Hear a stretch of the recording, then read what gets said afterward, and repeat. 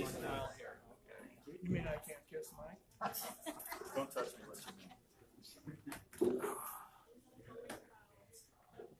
All right. Welcome back to the October 16th, 2018 Special Board of Trustees meeting. On back in session at 6:01. From closed session, we do have one thing to report out. Item D1 in closed session, a motion was made by Trustee Briscoe, seconded by Trustee Westphal, and carried by the following roll call vote to approve the settlement agreement to resolve special education dispute involving student case number 21201811003 in the amount of $5,000. The roll call vote was as follows: Briscoe, yes; Clayton Tarvin, yes; Singer, yes; Souders, yes; and Westwell, yes. And that is all there is to report out of closed session, which brings us now to Pat, the Pledge of Allegiance. So please stand and join me in prayer. Place your right hand over your heart. Ready? Begin. I pledge allegiance to the flag of the United States of America and to the republic for which it stands, one nation under God, indivisible, with liberty and justice for all. All right, thank you. Brings us to G, introductions. Superintendent, any introductions? We have no introductions this evening. Okay, we are at 8 minutes. H1, regular Board of Trustees meeting. Before us tonight for adoption. A point of clarification. It's Trustee Westphal. I mentioned when we did the roll call earlier in the evening, and I'm referring back to our minutes tonight where it says under roll call, members present, and it lists John Briscoe as a present member when the roll call was taken at the very first part of the meeting. And then we show here that he actually arrived at 5:31 p.m. And so I'm not going to be voting in favor of this. I don't think this is transparent. I believe it is the opposite of transparent. When we say members present and we list them, most people would believe that the person was present when the roll call was taken, and it doesn't reflect that here. It shows that members present when they were not present. And so for that reason, I'll be voting no on this item. And I would hope that we could amend this in the future to allow transparency so that people reading through this will have a good understanding of what happened, like other boards do. Thank you. Trustee Singer, do you have a point of clarification as well? I actually think it's actually quite transparent. It says roll call, and then it says in parentheses exactly when he arrived, 5:31. So it's actually really transparent. I love that the time is there so people know he was late by 1 minute. Well, yeah. 16. Any other comments? Trustee Pinehurst?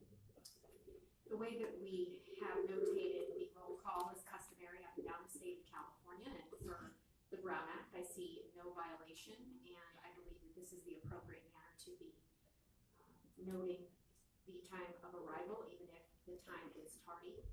And this is similar to taking roll in a classroom, in fact, because you would have everybody on your roll at the time, and when you click the button that they're absent, later it shows at what time they actually did arrive, and that's the time that would be recorded for the official attendance. So this is basically just like a classroom attendance, believe it or not. And I think that it is appropriate and customary, and I think we should move on. Thank you. Okay. We'll move to the vote. All those in favor? Point of order, we need a motion. Oh, sorry. Move to approve. Second. All right, second goes to Singer. All right. We'll move to the vote. Yes, I would like to discuss. Oh, you would like to discuss this? Okay, go ahead, Trustee Westphal. Again, it says members present, and it lists the member's name when the member was not present. That's not transparent. So if we want to say members present, and the member is not here when we do the roll call, in my view, it should say the member was not present. He should not be listed. And then we can list him arriving at a certain time, but when the roll call was taken, at item B, right up in the very first part of our meeting, and you're not present, it does not make sense to me, and I don't think it makes sense to the community to call that person here. any way you want, I agree. It's accurate the way it is. Is it transparent? I don't think it is.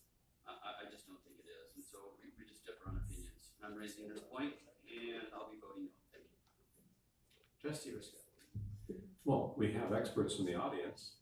We have three past Kiwanis Club members. I'm curious how the community deals with these things in other venues. Do they mark the person forever absent? Do they mark them present when they arrive? Trustee Clerk Clayton Carbon, is it appropriate to call on questions from the community at large? It is not.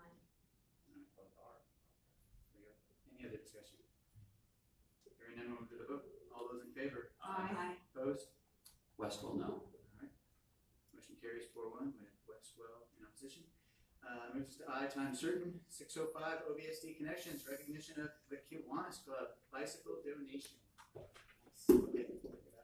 Superintendent? We are so thrilled to have with us representatives of the Kiwanis Club, and I'd like to tell you about a special project that they have been involved with two of our schools. And Mr. Avila, our Assistant Superintendent of Human Resources, is going to lead the presentation and acknowledgments this evening.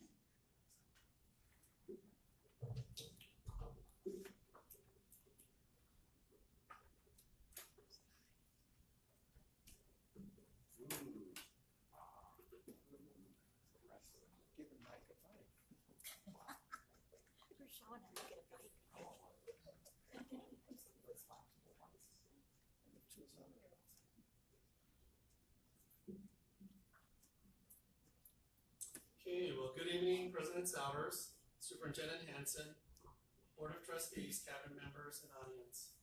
Tonight we are here to acknowledge and thank the Kiwanis Club and some individuals for their generous donation of 60 folding bikes to our school district. The Kiwanis Club and its members, along with Ying Ma, owner of Oleg Bike, donated approximately $5,000 to pay for these folding bikes. I would also like to thank Trustee Bristol, who connected Mr. Mike Urumet to the district to make this donation happen. So a little bit of the story. Back in March of 2018, Principals Jason Blade and Scott Mooney and I had a phone conversation with Mr. Grumet to discuss the donation. Mr. Grumet, who is definitely a man of action, took it upon himself to reach out to the Kiwanis Club and ask for their support. Ying Ma, owner of Oleg Bike, provided the bikes at reduced cost to the Kiwanis Club. In May of 2018, the bikes were delivered to the district's warehouse for storage. Over the summer, the principals developed a plan to use the bikes as incentives for the students. Springview and Vistview middle schools each have been allocated 30 bicycles. Each month, students will have 3 opportunities to enter a drawing for the bicycles.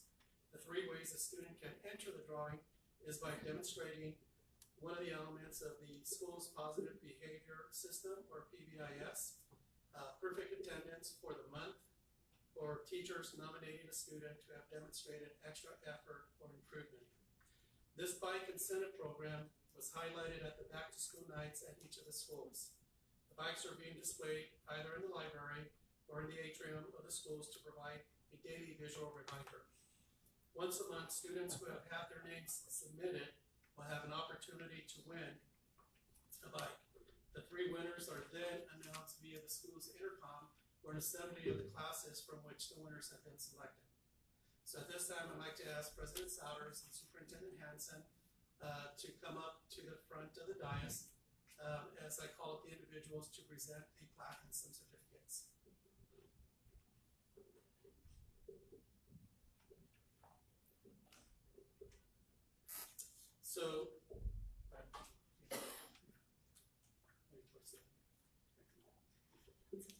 So at this time, I'd like to recognize Gary Worthington, who is currently the president of the Kiwanis Club, to receive and accept this plaque of appreciation for the club's generous donation on behalf of the Ocean View School District and its students at Springview and Vistview Middle School. I think Mike would be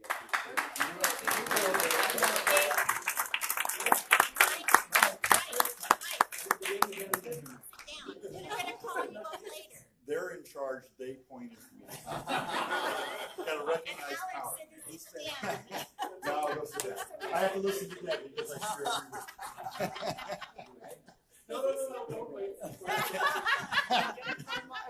Make it confusing, Deb. Thank you so much. Oh, you want to? Okay. So, yeah, next I'd like to, well, I know it's Ingma who's not here today. I'll represent her. Okay, so It's Debbie. Mike will represent her. She is the owner of Oleg Bike of Huntington Beach to come up and accept the certificate of appreciation on behalf of the Ocean View School District. It's a little tidbit here. Ingma happens to be married to Mike. Do I sit or stand?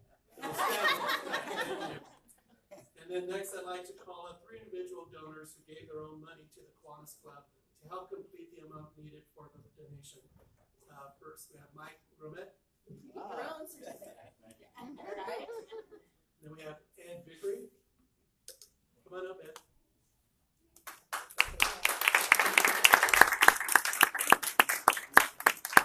And we have Debbie Briscoe.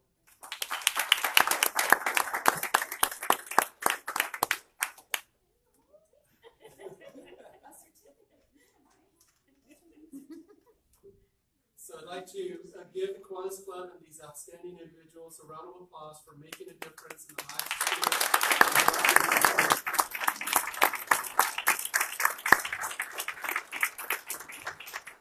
Yeah, so we brought a couple of the bikes up because we brought some students from the school. So I'd like to ask the students and the principals to come up and join in on the picture. Yes, I'll have the principals. Here's what it looks like folded up. Yes. Coming up here right now is Samantha Sanashima. Let's give her a round of applause. And we're going to be judges.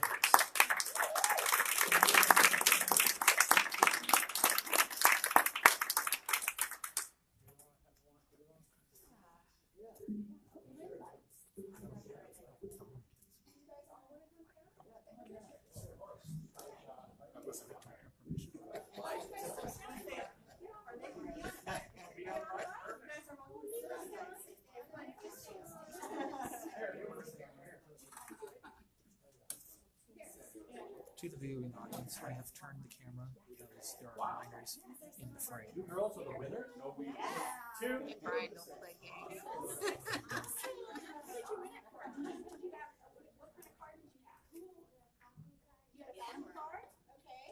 And Sam? This is Sam? No, who's this? Merlin. Merlin? Yeah. What did you win it for? What kind of card?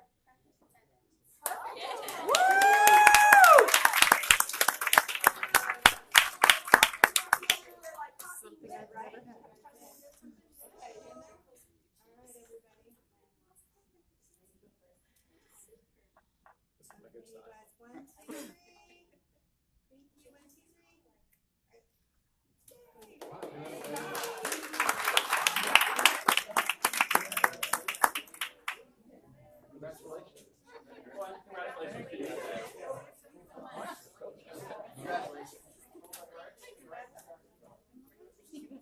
Nice chain, Briscoe.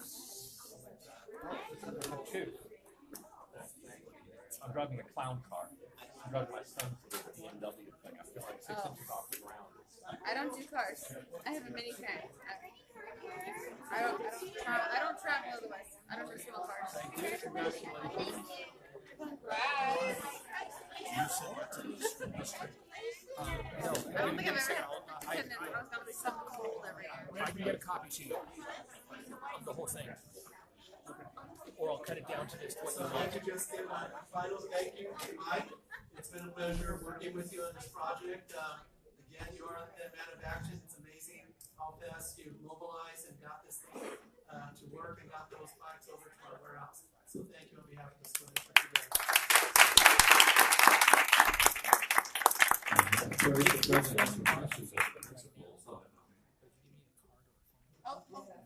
back.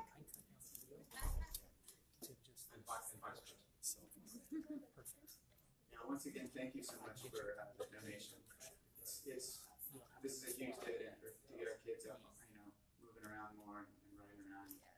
Those are phenomenal. I come from a bike culture. I grew up riding bikes everywhere. That generation where you just disappeared after school and then home until the lights went out. And, that's a we spend our time is on bikes. It's great. You're giving kids that opportunity again. It's awesome. Thank you so much. I would like to hear from the two principals their top line view of the students' interest, enthusiasm, retention, and longevity of something that's really a one-year program, almost a school year. Could they share some of their school experiences? Principals? Sorry, can you say that again? Sorry. Share with us the student response to this program. I can share a little bit. So we tried to include this program into some of our systems that we already have. So like the Falcon cards, the Best cards. And so previously we hadn't given out very many prizes beyond maybe a $10, $15 gift card was kind of the biggest prize we could get. So when we came into the first day assembly or the third day assembly and told kids, hey, you guys can win a bike, a lot of kids would wait, what? We can win more than just little trinkets or like gift cards and things. So they were really excited. They were kind of taken aback at that idea. Like I had several kids ask me, really, we could really win a bike for our Falcon cards. So they were really excited by that. And I can second that. You know, with teenagers, you're never quite sure what is going to get them sparked and get them excited. But you should have seen these kids' faces. Actually, you were at school that day, but we had some other things going on. But by the way, Dave, it's great to see you. But the kids, you know, we got the bikes out. You know, I rode the bike up and down the hallway with my helmet on. And the kids had a blast. And they, you know, when you see the quality of the bike too, it's, you know, they're impressive machines. And the kids were just, for lack of a better term, just kind of geeked up about it and really excited and proud. And it was cool. Merlin, the young lady that was in here, is not always the most, you know, she doesn't wear her heart on her sleeve a lot of times, but man, smiling ear to ear when she went that bike. It was awesome. Thank you. I have two other questions.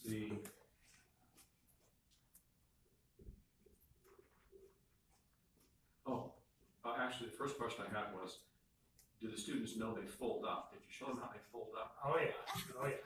But that's important because half of the city rents. Half of the city is a tenant, like two of the trustees up here are renters. So not all people that rent live in an apartment, but a lot of people do live in apartments and condos, and the space in those places is very limited. You can't leave the bike locked up downstairs. Did you get any feedback or response from that fantastic? Well, I can tell you the bike that we had folded up right here in front, Merlin's mom put in the back of her SUV and brought it over. And the day that they picked it up, you know, we walked it out to the car, and the comment was, "Wow, this is so easy." Yeah. It's a really cool, exciting gift for these kids and the parents, the school, and the kids really appreciate it. Great, thank you. And then I have one last question that anybody can answer in administration, from principal up to superintendent. Bike safety is important. There are several moving parts to this. This isn't for the audience. This isn't about just giving away a bunch of bikes. And thank you, Mike Vermette. This is phenomenal. There's a bike safety component about helmets. There's a physical property safety component about locks for the bikes.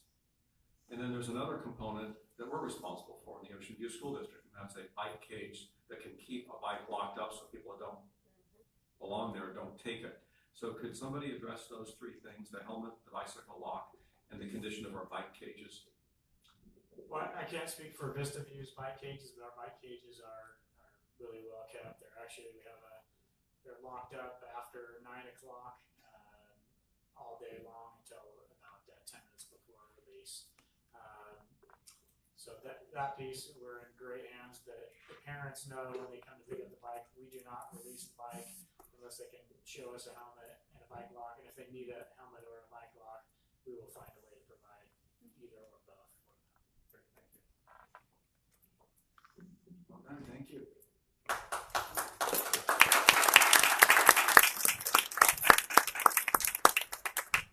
Okay, that brings us to J, public comments. At this time, members of the public may address the Board of Trustees regarding a matter of public interest not appearing on the agenda, but within the subject matter jurisdiction of the governing board. Thank Code, you. Code, Have a good night.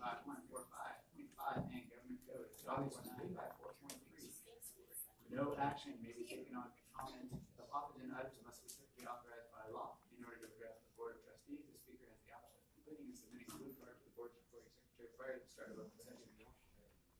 Speakers wishing to address the Board of Trustees after the first public comment section of the agenda will have the opportunity to do so during any other public communications to the Board of Trustees later in the meeting. If the speaker wishes to address the Board of Trustees on an item on the agenda, an item will be provided at the commencement of that item. Comments shall be limited to 3 minutes per person per board bylaw 9323. The speaker will address the president of the podium and speak to the Board of Trustees. And clerk, big department, do we have public speakers this evening? We do. First speaker is John Briscoe.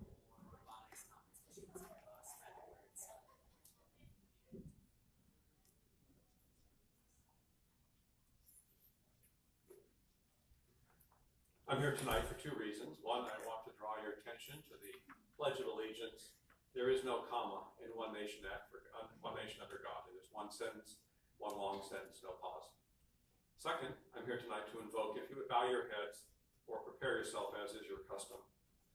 God grant us your guidance, wisdom, and joy, and humor as we deliberate on behalf of the residents of our Ocean View School District tonight. Amen. Thank you. The next speaker is Duke Wynn.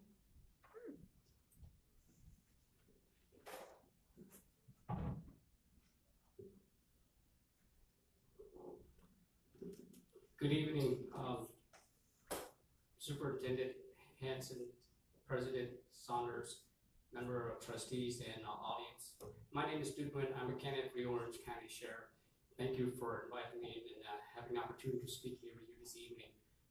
I am a refugee. I came to America when I was 10. I currently work for LA County District Attorney Office as a senior detective for homicides, officer involved shooting team.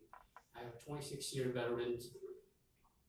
And as your sheriff, I want to make sure that I want to increase your SRO program, which is school resource officer. I think that is very important. I also want to increase our patrol for all the cities because education, we need to protect our education. We want to make sure that our kids, this is a very diverse community, so I want to make sure that our diverse community providing education for those kids, like myself when I first came to America. Also, what I wanted to talk about is also, I do not want, and I'm not for having teachers who aren't in school, because that's a very liability issues. As 26-year veteran, I always looked at liability as the issue, risk management. What do we have to do to protect the county interest, the city interest, the school board interest? And I don't believe having a teacher on the school will be the interest of our citizens in our community. And also the last thing I want to talk about is our mental health programs. As officer-involved shooting, we deal with mental health on our street. Probably 75% of all officer-involved shooting. So I want to take that program. I want to make sure that we can somehow incorporate that with our school program throughout Orange County and probably educating our teachers, and at the same time, how do we recognize students who do need that help and bring them into, we call them patient, to the necessary medical profession to deal with those issues. And lastly, that I want to address is, as your sheriff, we need to work together. It doesn't matter what party line you're volunteer or believe into, but it is important that this is a very diverse county. This is a very diverse community up and down this county.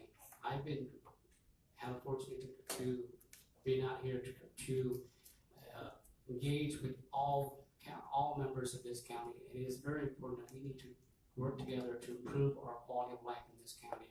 Once again, thank you very much for the time and your opportunity to be here. Thank you. That concludes the first public comments period.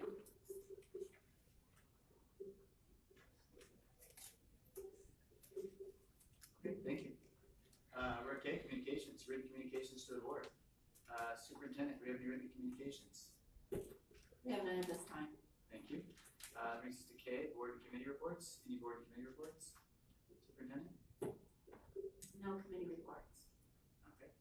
K3, trustees communications. Let's start from the inside out this time. Let's go with trustee Craig Jarvis.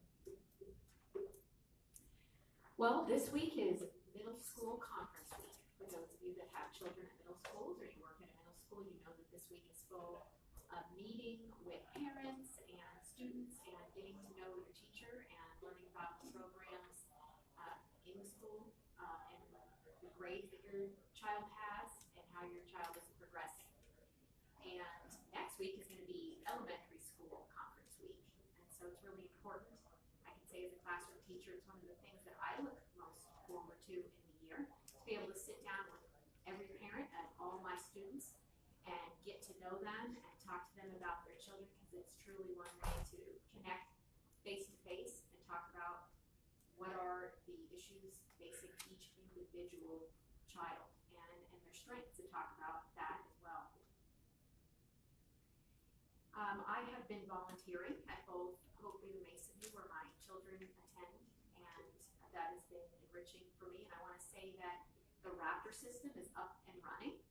I was at Hopeview today to volunteer and got to scan my driver's license because I had last week put it in the system and registered, and now it's just as easy as you walk into the front office, you scan the barcode on the back of your driver's license, and you push the button for visitor, and it asks you where you're going, and then it prints out a label with your photograph on it and what you're doing there, and you put it on, and you are then identifiable in the school site. And I want to say that I'm very pleased that the system is up and running, and I think it's a marked improvement on what we had in the past, which was just a sign-in sheet, and that was really it. So I'm really pleased to be able to see the Raptor system up and running. I'm going to be visiting some school sites this week with Dr. Hansen. I'm going to hopefully get to Westmont actually to see the work that's going on at that's the school that we are modernizing right now. I want to see the interim site that is formerly called Sunview, where the Westmont students are currently going to school, to see that site and see how it's looking. Actually, my son plays soccer there on Saturday, so I have seen sort of from the outside how things are going in the facade, and it looks beautiful. I have to say that the staff's done a wonderful job in getting it up to top shape for our new students there from Westmont. Also, we have an election coming up, as you know. We just heard from a person running for sheriff, but there's so many positions up and available, from governor, Congress, Senate, all the way to school board. And I encourage you to get out and vote. If you have an absentee ballot, please mail it in. If not, November 6th. Thank you. Thank you. Trustee Risco? No comment. Trustee Singer? I too visited VISTA today. I was a volunteer there, and I got to swipe my driver's license and get my pass. It had my picture. I was like, I love this. It told my name and knew where I was going, and then I didn't forget. I signed out, I scanned, and I checked myself out. So it was great. I loved it.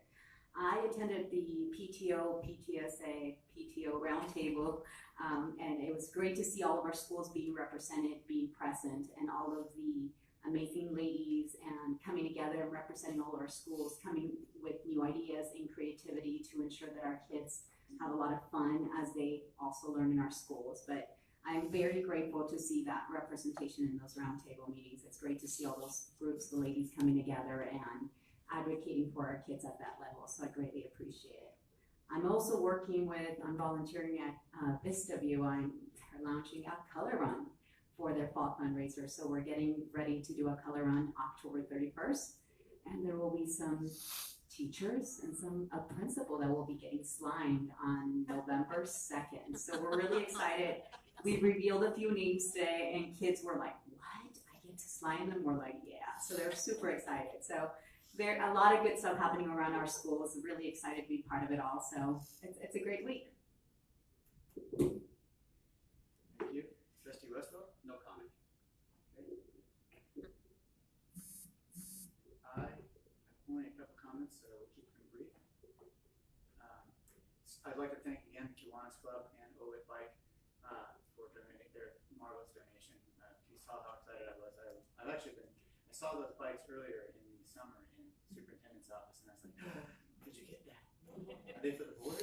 Yeah, that's my kid. And so I was thinking we're getting glad finally. But yeah, I just love to see the kids' excitement. I think that's just a great program, and I'm glad that the district has woven DBIS and attendance into it. I think that's a phenomenal program.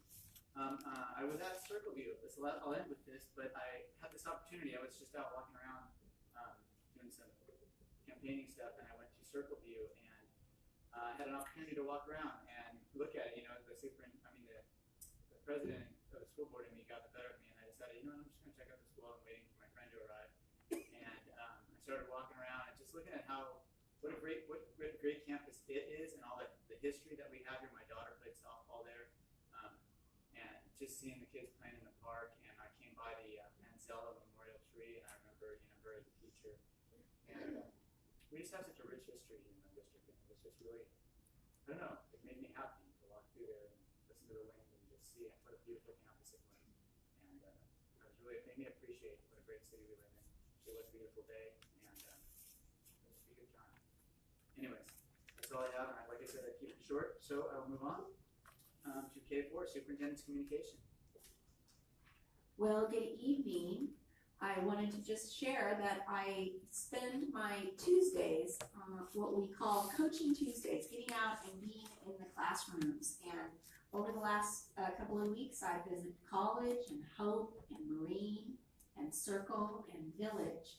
And I can say that we have very dedicated staff, from the people in the office to the custodians that are cleaning up the lunch benches and getting them ready, to our teachers and our instructional aides that show a real care and concern for our students. And our teachers really are top-notch. They are dedicated to their craft and practice and planned lessons for our students each day, and I couldn't be prouder when I visit our classrooms.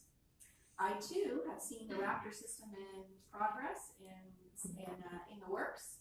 And we're still kind of working out all the little kinks, but I watched somebody get a badge today. It was pretty easy. And then I watched somebody turn it in and check out. And it's really great because we have a standard check district-wide of all the volunteers and visitors on our campus, which is wonderful. This week, we have our California Great Shakeout. So it's on 10/18 at 10:18 a.m. It's a coordinated effort throughout the state, so all public agencies and schools will be doing the Great Shakeout, and we'll be using our new emergency notification system to hold a drill and actually call a drill. So that'll be a new for us. And we coordinate with the city of Huntington Beach. And all of our schools will be doing drills, and I will pick one lucky school to visit to see how they're doing, but I haven't told them where I'm going. And Dr. Conroy is going to hold down the fort here at the district office, because we are the command center for the entire district. But we know that each of our schools have a business going on, so that's a coordinated effort, and I want to thank Ms. Cindy Pulfer, who's done a lot of work behind the scenes to get us ready for our great shakeout. So look forward to it. Thank you. All right, K5, PTA, PTO, PTSA, PTSO President's Roundtable on a history of Huntington report this evening. Take it away. Okay. So, good evening, President Souders, Board of Trustees, Superintendent Hansen, and Cabinet members. I'm here to report on our Monday, October 8th meeting, the President's Roundtable meeting. I'd like to thank Dr. Hansen for being there, Dr. Conroy, Cindy Pulfer, thank you for being there, and Patricia Singer, thank you for being there. We appreciate you guys being there, participating, and helping us move through all of the information that we go over. So at this meeting, we had a real broad discussion about how our district is a place of learning, of academic learning, but also about social and emotional learning. And what does that mean? And how are we, as parents, teachers, and our district, responsible for that? How can we help? How can we help our students have those hard conversations? And particularly, if you see something, say something. And so it was a really great discussion that we had, and everybody took it very seriously. And we want to be a part of that. We want to be a part of helping the kids learn how to stand up for themselves or stand up for their friends if they see something, to say something. So thank you very much, Dr. Hansen, for having that conversation with everybody. It was emotional when we had it. So we did have a discussion about fundraising, and we had a vendor come from 9 Round to talk to us about opportunities for fundraising. But more importantly, as a group, we're trying to come together to see what fundraisers, what large fundraisers that we're doing, and how can we pull together to purchase supplies less expensively as we pull together in masses, as well as how can we get some agreements that are more in our favor. So that was a great discussion too, and it will be something that we're working on throughout this year and taking us into next year. We reviewed Measure R and what was going on at Westmont, the interim site, and the discussion on how the next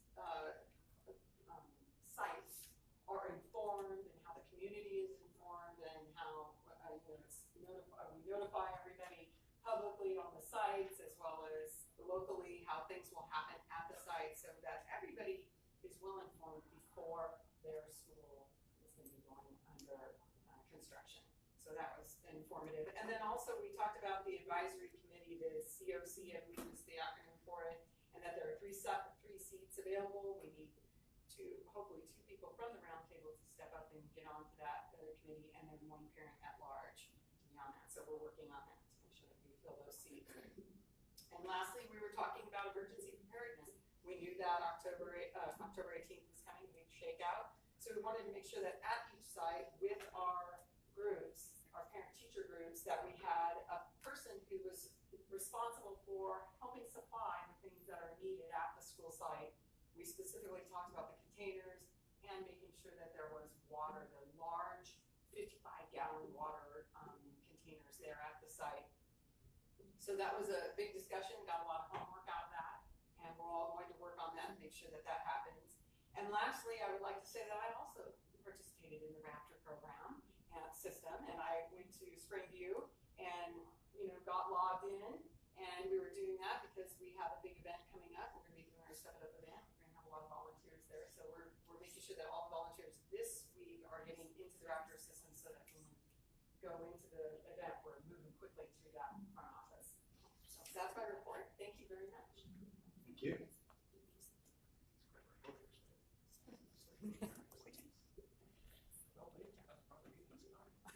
K6 Employees Associations, Communications, CSEA, OVTA. Good evening, President Souders, Board of Trustees, Superintendent Hansen, cabinet members. My name is Pamela Shrub, and I teach 4th grade at Harborview. Ocean View schools have outstanding programs, and if you haven't been able to visit any of them or see some of them in action, I'm going to highlight with you some of these programs that teachers and schools implement. Tonight I'm thrilled to share about a school close to my heart, Harborview. And we have a 4-5 elective program. Just a little bit background on that. Mrs. Greer, our music teacher, comes once a week, and she presented to us that she has 40 minutes extra every morning and would like to have a chorus group of students. So with that, we knew that some of our students out of the classroom were going to be gone.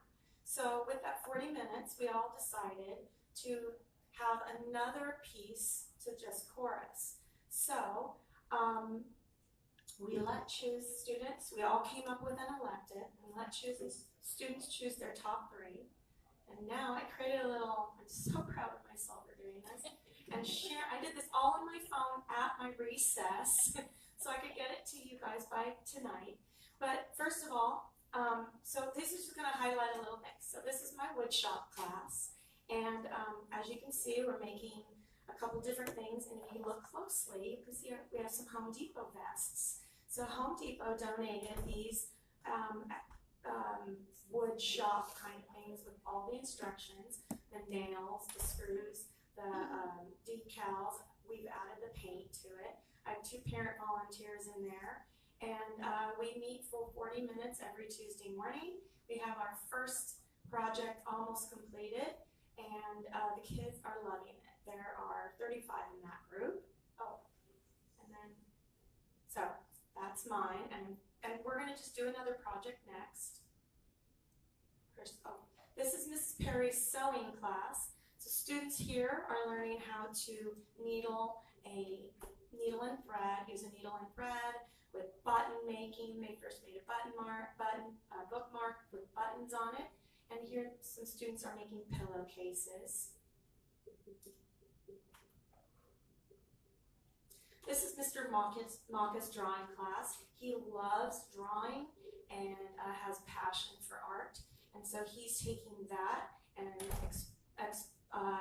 sharing with the students his passion for that and learning about perspective and how to take a photograph and make it into their art project. This is Mrs. De La Chica's leadership and student council. So each week she's fortunate to have her 4th and 5th grade student council members get together and they work on things that they're going to be doing during the trimester, whether it is fundraising or here they're making posters for an upcoming event that they'll put around the campus. She talks about leadership and all the exciting things that they can do as leaders in our school and on our campus. This is Mrs. Van Holt's theater class. Hers is all year long, and they are going to be doing a presentation and a theatrical show at the end of the year with Willy Wonka. So they are here rehearsing their lines and trying out and going over all those things, and they're going to have a big school-wide show at the end of the school year. Dr. Harris, our principal, wanted to join in, and so she does a 40-minute yoga class, and the students are learning about flexibility and focus and mind control with their bodies and having a really nice time with that. This is Mrs. Furman's needlepoint. So she here is teaching them about needles pointing and threading and fine motor skills, and they are making an emoji like little card, and then the goal is they're going to be making a bookmark and things like that. And here's Mrs. Gurr's chorus. Now chorus is a semester of sorts, so we're breaking our electives into 2, and she has this group and they'll be doing a school-wide performance as well. And this is Mr. Hammond's robotics, and he wasn't here today, so they were watching a video on the robotics. This is an all-year program, and so they will be having a robotics performance and competition at the end of the year, and I believe they do that with the middle school. And that's it. So if you haven't been by our campus at all, we welcome all of you to come.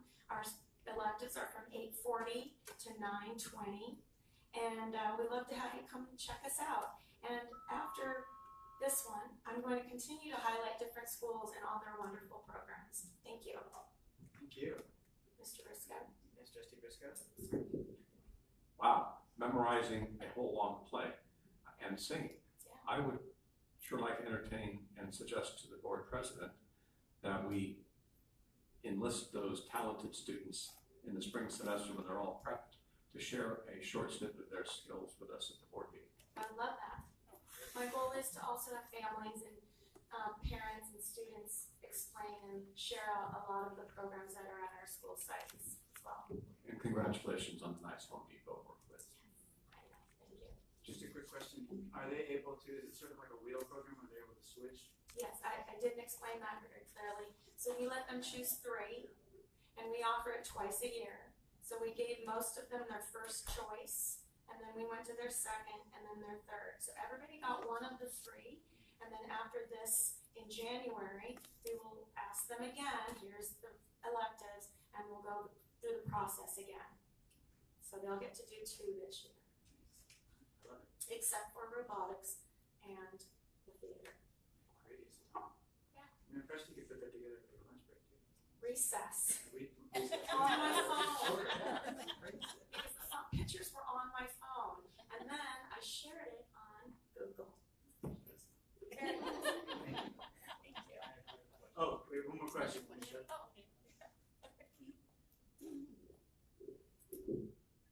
you for that presentation. You're welcome. I just have one concern. Do we have photograph releases from these students, from their Yes. parents? All of them? Checked. Yes. Thank you. Thank you for asking that. Thank you.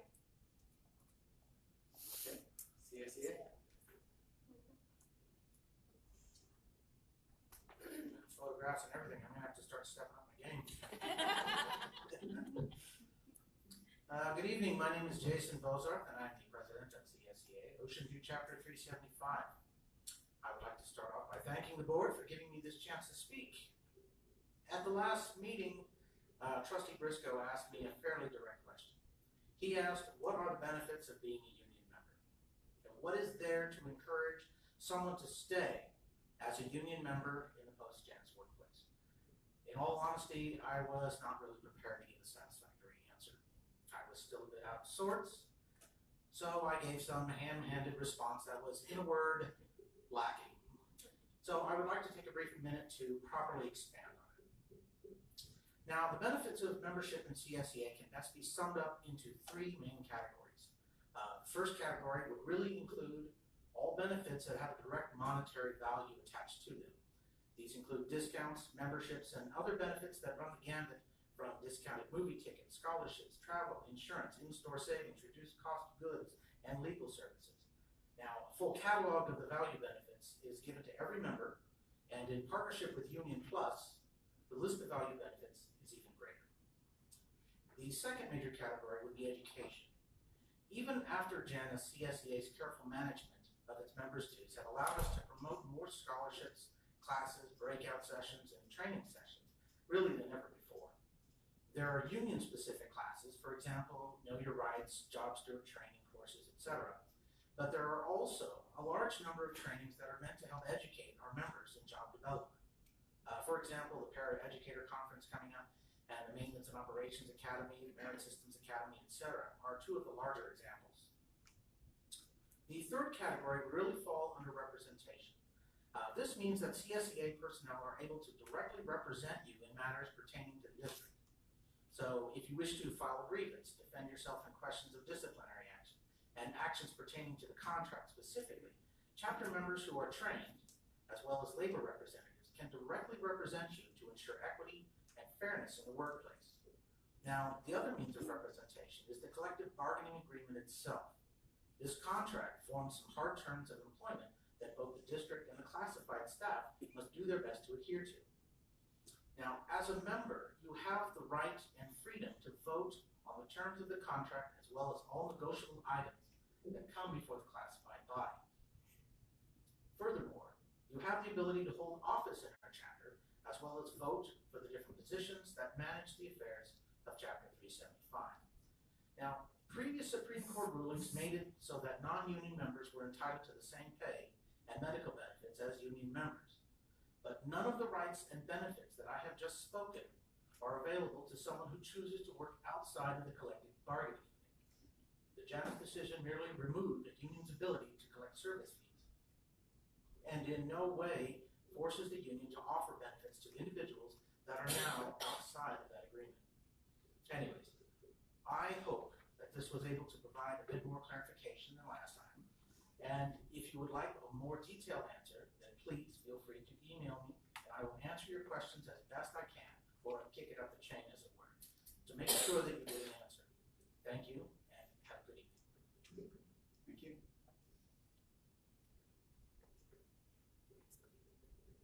We're at reports. L1, OVSD Connections, District Assessment Presentation, Superintendent.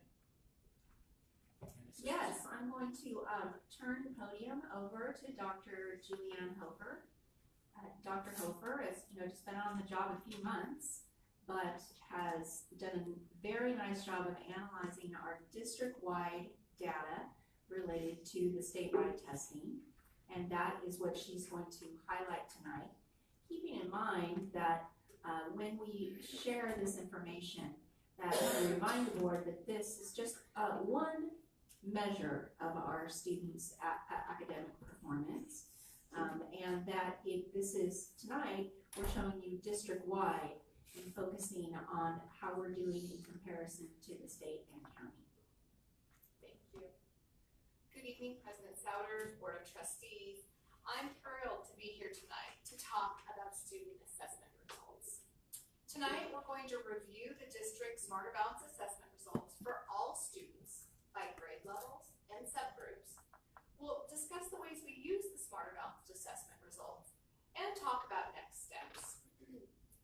I'd like to begin by reviewing the basics around Smarter Balanced assessment results, which are part of the California Assessment of Student Performance and Progress. Smarter Balanced assessments are administered each spring throughout the state of California in English language arts literacy and mathematics for grades 3 through 8 and again in 11th grade. There are 4 levels: standard exceeded, standard met, standard nearly met, and standard not met. The goal is for all students to achieve standard met or standard exceeded, which is what will be reported tonight. When we look at our results, we like to calibrate Ocean View student performance with the 3.2 million students in California from all 58 counties, and particularly our Orange County, from the 1,026 school districts who participated in Smarter Balanced assessments. So in 2018, almost 64% of students in Ocean View met or exceeded standards in English language arts literacy, compared to about 58% in Orange County and almost 50% in the state. This is the same pattern as in 2017, in which almost 62% of Ocean View students met or exceeded standards, compared to about 57% in Orange County and about 48.5% in California. And in fact, overall for administrations that have occurred thus far, Ocean View students have consistently outperformed Orange County rates between 3 and about 5.5%, and California rates between 10 and almost 14%. The good news is that the gap has been growing, in part because over time, while California rates of met or exceeded standard have grown almost 6%, and Orange County about 5%, Ocean View's growth has been almost 8%. So you might ask me, what about math? How do Ocean View students' rates of met or exceeded standard compare to state and county averages? Well, once again, you're going to see in 2018, students in Ocean View outperformed California and Orange County averages with about 57% of students scoring standard met or exceeded, compared to 49% in Orange County and almost 39% in the state of California. And just like English language arts, it was the same pattern in 2017, with Ocean View students outperforming California and Orange County averages, with Ocean View scoring 57% of students, scoring standard met or exceeded, compared to about 48 in Orange County and about 38 in California. And when we examine all 4 administrations, we see Ocean View students have consistently outperformed Orange County students, with a larger gap in mathematics than in English language arts literacy of between 6 and almost 9%, and for California between 17 and 19%.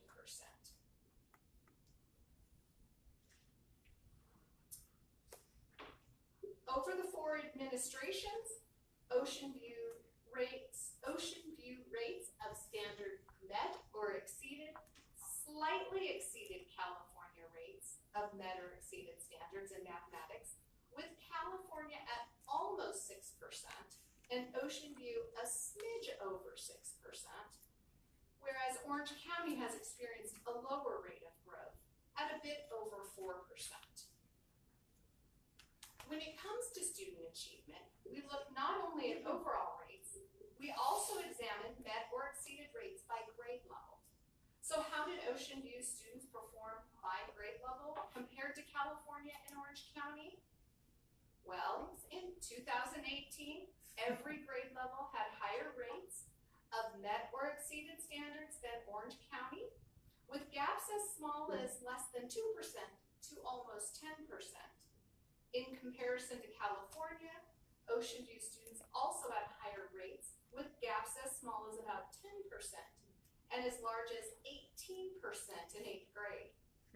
What is important to notice here is that in general, higher scores and larger gaps occur at the middle schools, meaning the longer students attend Ocean View students, the better they perform in English language arts literacy. Now let's look at our cohort performance in English language arts literacy, excuse me. Cohorts are a grade level of students whose performance on Smarter Balance assessments are compared to prior year's achievement. In other words, when we look at students who were in 4th grade in 2018, we compare their achievement to when they were in 3rd grade in 2017, or 8th graders in 2018 who were in 7th grade in 2017 and 6th grade in 2016. So what we see here is that at every grade level except 4th, higher percentages of students met or exceeded standards in English language arts literacy when we examined 3 years of test scores. Now, obviously at 4th grade, we don't have 3 years yet, but we are looking at 2 years of growth.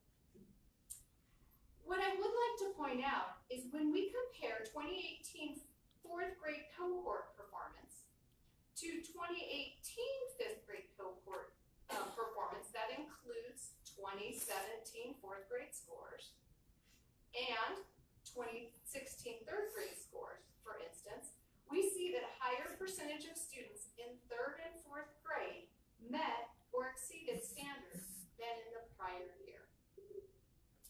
Now let's see how Ocean View students performed in mathematics by grade level compared to California and Orange County. In 2018, every grade level in Orange County had higher rates of met or exceeded standards than Orange County, with gaps as small as 2% to a little over 15%. In comparison to California, Ocean View students also had higher rates, with gaps as small as about 12% to as large as almost 27% in 8th grade.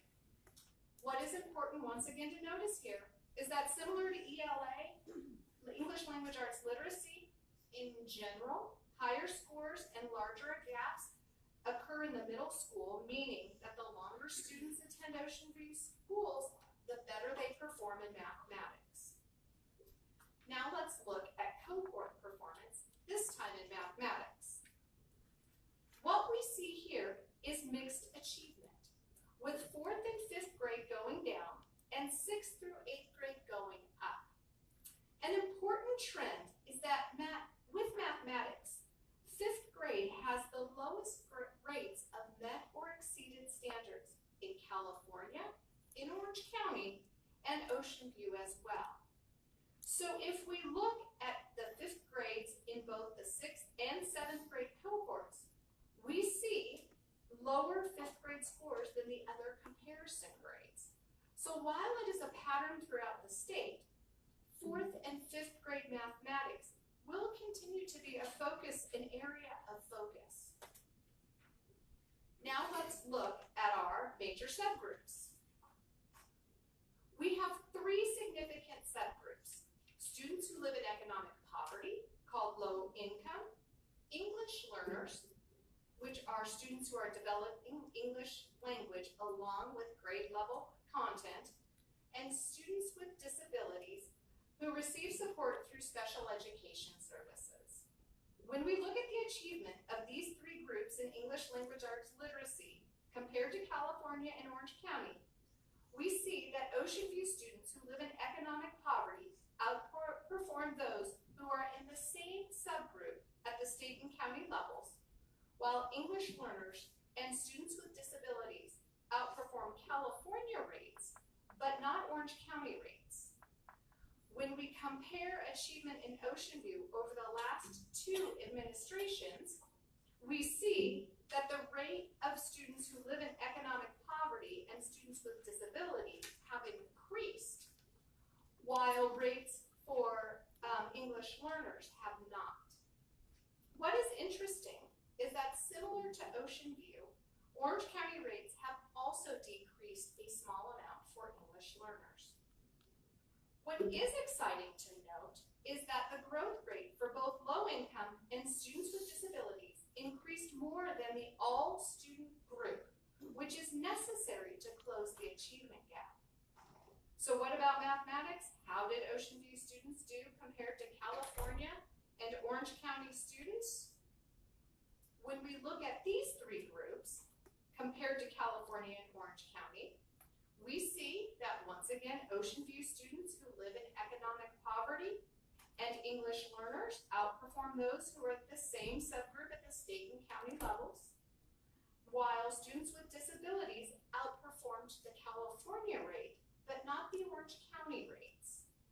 When we compare achievement in Ocean View over the last two administrations, we see the rate of students who live in economic poverty once again has increased, while rates for met or exceeded standards has decreased for English language arts and students with disabilities. And once again, these are two areas that will continue to be a focus. So what do we do with these results? In what ways do we use them? Well, test results are included in both our LCAP and our school plans. They help us evaluate the effectiveness of our programs collectively for all students, as well as for subgroups in the larger context, because we can look at how we compare to state averages, county averages, and other districts throughout the state. Now that we have 4 administrations, Smarter Balanced assessment results provide clarity around areas to watch and areas of focus, because we can look at both single and multiple years of results. So what are our next steps? Well, first we're going to stay the course and supplement and strengthen existing programs and practices, including our core ELA and ELD programs, our core math programs, our work around the OVSD writing continuum, and continue with the focus on rigor at that DOK 3 and 4 levels. However, we also are going to fill some gaps. So we have what I call areas of opportunity, including improving and expanding our use of universal literacy screeners so that we can know our students better as readers. A big focus this year has also been on our multi-tier system of supports, particularly the social emotional continuum, and we have initiated a reading pilot for our teachers to use in their classrooms that involves teachers teaching lessons to help students improve their ability to decode and comprehend what they read. We think that we are on the right track and have also opportunity for growth, so it's a great time.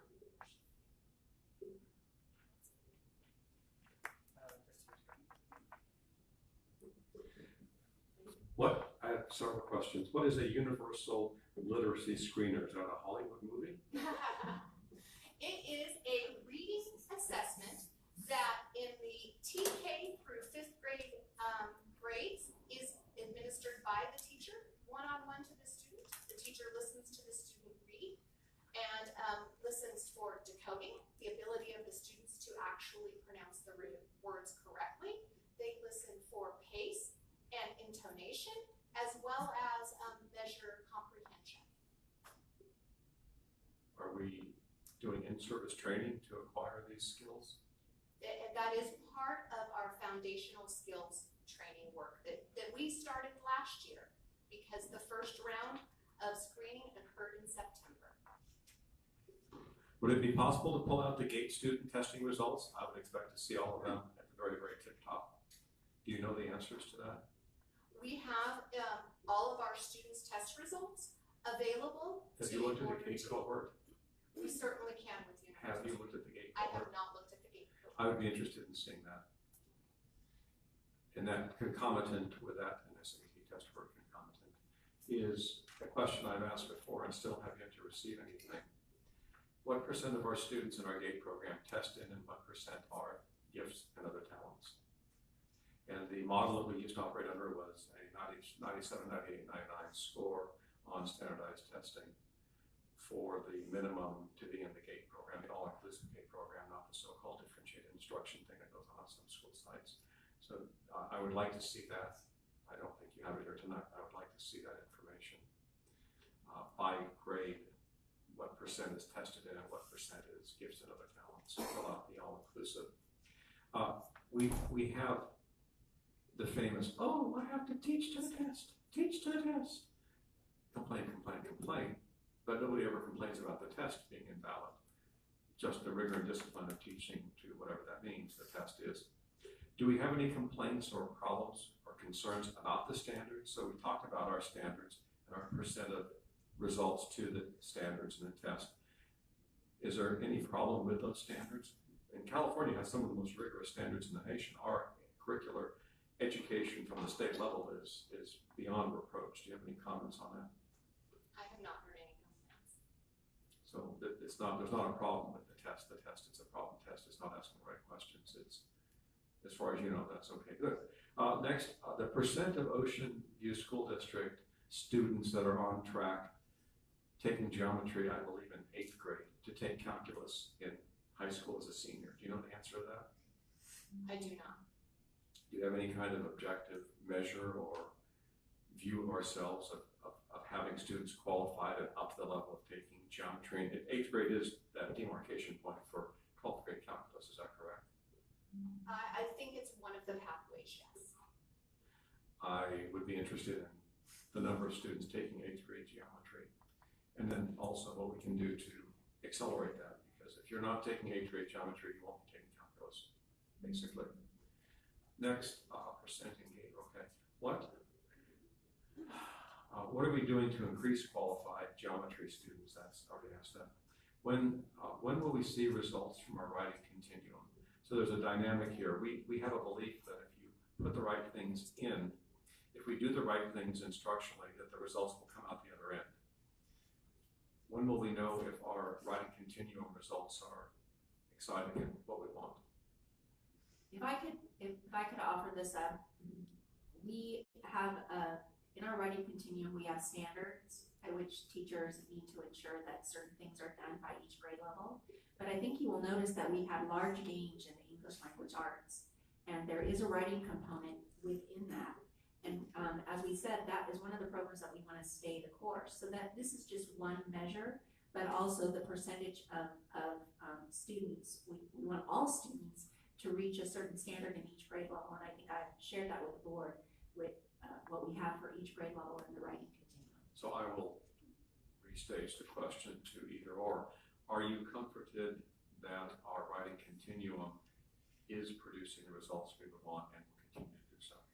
We can't disaggregate exactly which program is assisting with, is contributing to these scores, but writing is a component of it. So we are going to stay the course with the programs that we're currently using because we do believe that they are making a difference. Thank you. That concludes my questions. Trustee Craig Jordan, you're next. Well, I want to congratulate you on a well put together report here, presentation.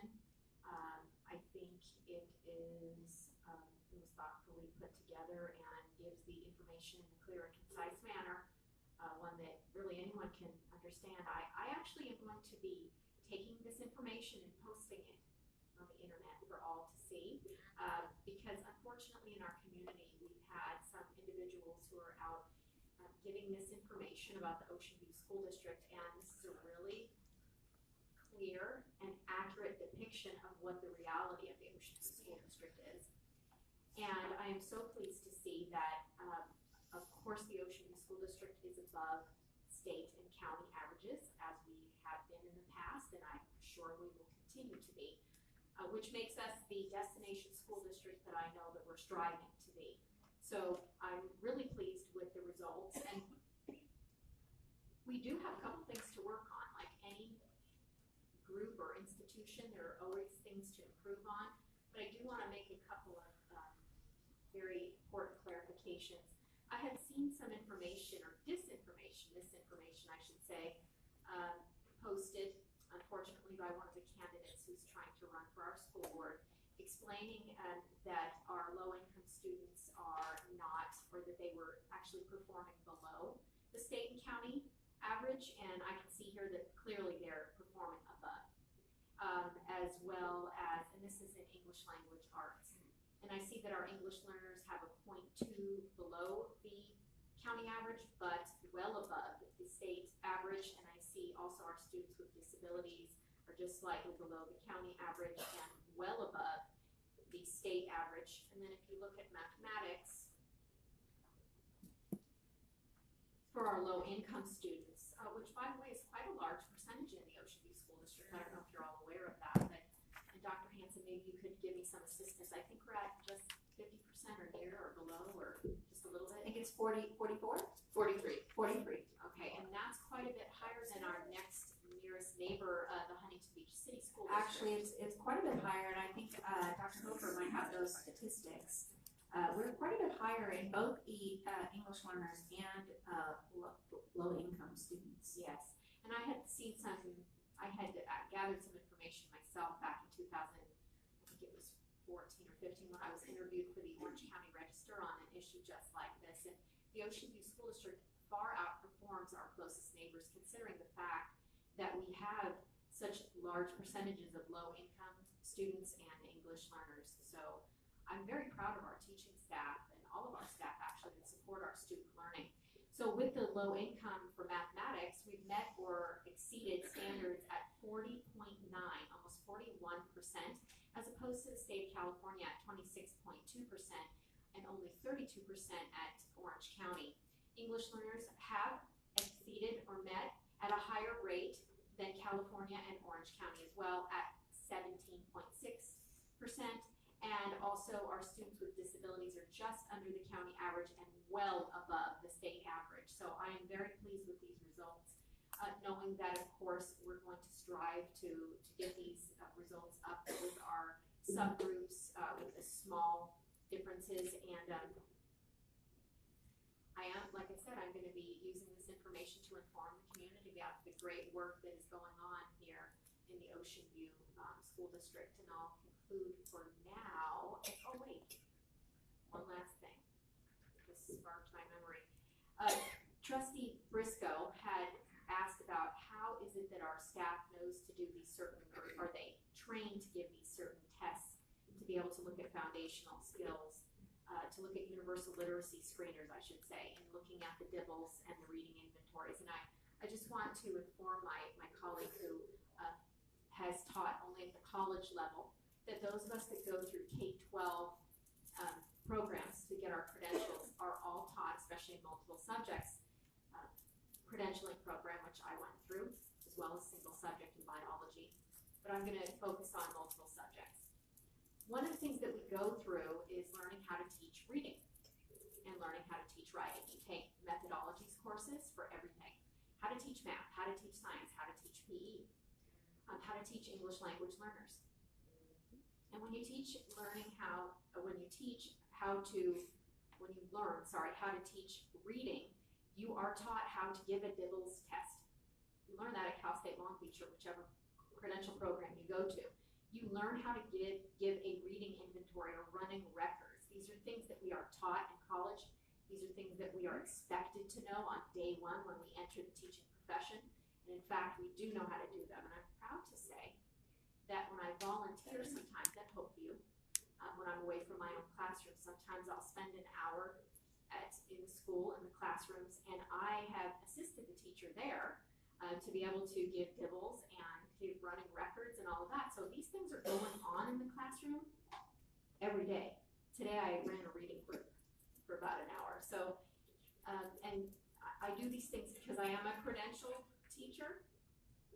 I know that other parents have run reading groups and things, but when you look at these sort of really specialized literacy screeners, it's best done with a credentialed or a trained teacher in the classroom. So I just assist doing that. But I just wanted to inform Trustee Briscoe of that it's something that teachers are trained to do, and we should know on day one. Trustee Russell? Thank you, Mr. President. How many years have we been doing the CAS testing now? 4. 4 years. We have 4 administrations. And before that, it was, what test was it? The STAR, right? How many years did we do the STAR? Do you have any idea? We had CST results for probably 10 or 12 years, I guess. suppose that the cask was probably going to be used for about 10 or 12 years, then abandoned and replaced with some new flavor of the month? I really don't know. It seems to me that's what we do about every 10 years. We switch to something new. And I don't know what that answer is. I was just wondering if you had any insight on that. Do we have any way to compare California numbers with other states? The test is not exactly the same in other states. I understand that. Do we have any way to correlate other states with the CASP test to sort of get some sort of equivalent? Not that I'm aware of. I can get back to Okay, you. because it's my understanding that we fall far below other states as far as educating our students. So I would be interested to know how we rate against some of these other states that spend far more money on education than California does. This is a global world now, a global economy, and our students are going to be competing with global, other global people that go into the workforce, and not just local schools and people in our state. So we need to be training our students to be competitive globally. And so comparing just to the school next door or to the county and to the state might be a little short-sighted. So I'd be interested to try to figure out a way how we can evaluate our test scores with people outside of our state. I don't even know if that's possible, but I think it would be helpful. It would be helpful for parents to understand the education level that we're providing as far as, compared to other states. These statistics that you show are all district-wide statistics, correct? That is correct. So on our math standards for 2018, district-wide, 43% are not meeting our state standards. Is that accurate? That is accurate. 43%. That's a big number. 43%. 57 or what is it, 57.1% of people passing, that sounds really good, but 43% not passing, that's a scary number for me. And thank goodness that we have good schools to bring that number up. Otherwise it would be a lot worse. Some of our subgroups are much worse, and they're not listed in here, but I've seen them. And so I'm most concerned about those students and what we're doing to close the achievement gap with those students. District-wide, I mean, they're all feel-good numbers comparing to other districts and people next to us. We're blessed to be in a predominantly socioeconomic good environment for the most part. But it's the people who don't have all those advantages that I'm most concerned about, and that I would like to focus the most amount of time on, and try to get away from the whole district-wide thing, because I think when parents are happy, they're not going to complain. It's the unhappy people, the people that are in these failing subgroups, those are the ones that are most important to me, and most important to parents, and hopefully most important to this district. And so these numbers are great comparing to people all around us. I'm not sure how meaningful they are, as I said, because of the global economy. It's good that we seem to be doing better than our neighbors. I still think we have a ways to go in specific target areas, and I hope we focus on those areas. Thank you. I commend you for a great report. It's exciting to see that we're doing better, and though I do agree that obviously we want to do better, and we should always want to do better for every single kid, every subgroup. That is why we are here. We're not just happy with these numbers. We're saying we're doing great, but let's keep focused and let's keep moving forward and let's keep closing that achievement gap. As a parent of two students in the Ocean View School District, a 6th grader and an 8th grader, I'm excited to see my kids learning every day. I think we're giving them quality education. I do not need to know what's happening in another state. I live here. I choose to go to this district. It's my district. I love our schools. I love the staff. I don't care what another state's doing. I don't need to be compared to that because this is where I live. And do I think we're doing great? Yes. Do I think we could do better? Absolutely. Should we continue to focus on that? Yes. But let's focus on the achievements and move forward to achieve even more. Thank you. Trustee Pinehurst. I want to give some historical information on standardized testing in the state of California. When I was a child in the 70s, we took standardized tests. used to bubble scantrons. Do you remember that? Sure. Absolutely. Yes. That was one testing system, and that went on for, oh gosh, almost a good 15 to 20 years, and I'm forgetting the name. It's slipping my mind now. CTBS. CTBS. There you go. And then we moved to the STAR testing, and there was even a pilot of the STAR testing when I was in high school. I took it in the 11th grade in 1988. I took STAR testing, but then it didn't fully come in until later, and we started looking at API scores and things like that under George W. Bush, under the No Child Left Behind law. That's when these sort of really, really standardized testings really, tests kicked into full gear, and it really just became, rote memorization, remembering facts and bubbling, and the test that we have now, the CASP test, has come out with the new Common Core. It's kind of concomitant. Do you like that word, Trustee Briscoe? Concomitant with that, they've come together. I have to say, though, I haven't always been the biggest fan of the Common Core curriculum and that shift for a myriad of reasons that I'm not going to get into tonight. But I will say that now that in the state of California, or the state of California has decided that we're going to be using Common Core state standards, which are actually the national standards with 15% more added on top, including cursive writing. California was one of the states that decided to keep that. With that, we also had to take under our wing and move along the CASP test. And on the East Coast, it's called the PARC test. So there's two versions, there's two systems. And this is a for-profit business. And they create these tests, and states decide to either use them or not. Our state is using the CASP test. The CASP tests are very difficult. I administer the CASP test myself for 6th grade. And I've administered STAR tests for 7th and 8th grade. They were difficult enough, but the CASP tests are extremely difficult, and they're all online. And so if a child, especially in the 3rd grade, is not, or 4th or 5th, when they're learning, keyboarding skills and learning how to use a mouse, or if they're taking it on a Chromebook, just having the ability to know how to use your machine can affect your outcomes or your scores, 1. 2, the testing material is very difficult.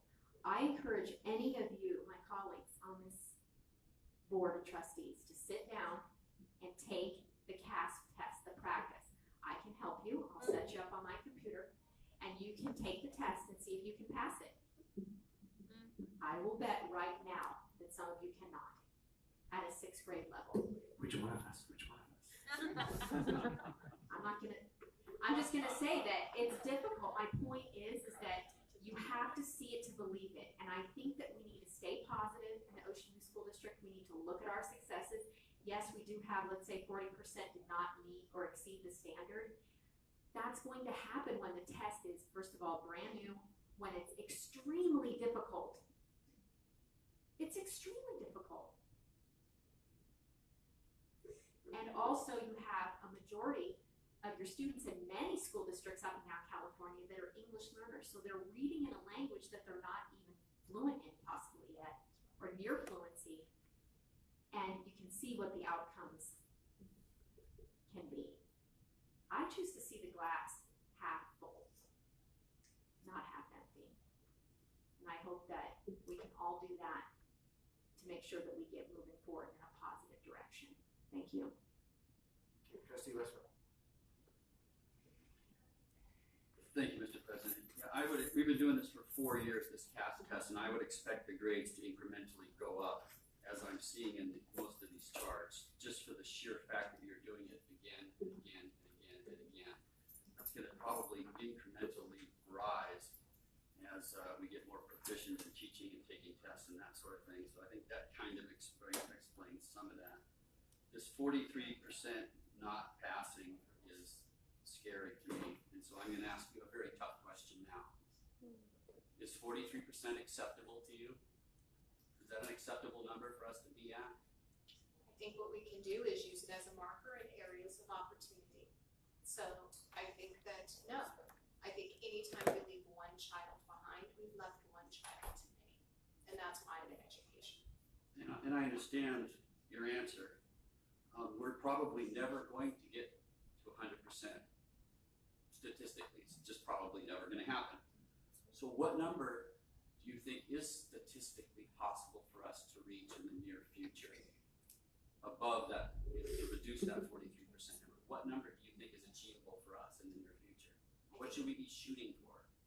I think only if we shoot for 100% in every single student have we done our job in public education. All right, well, one last tough question.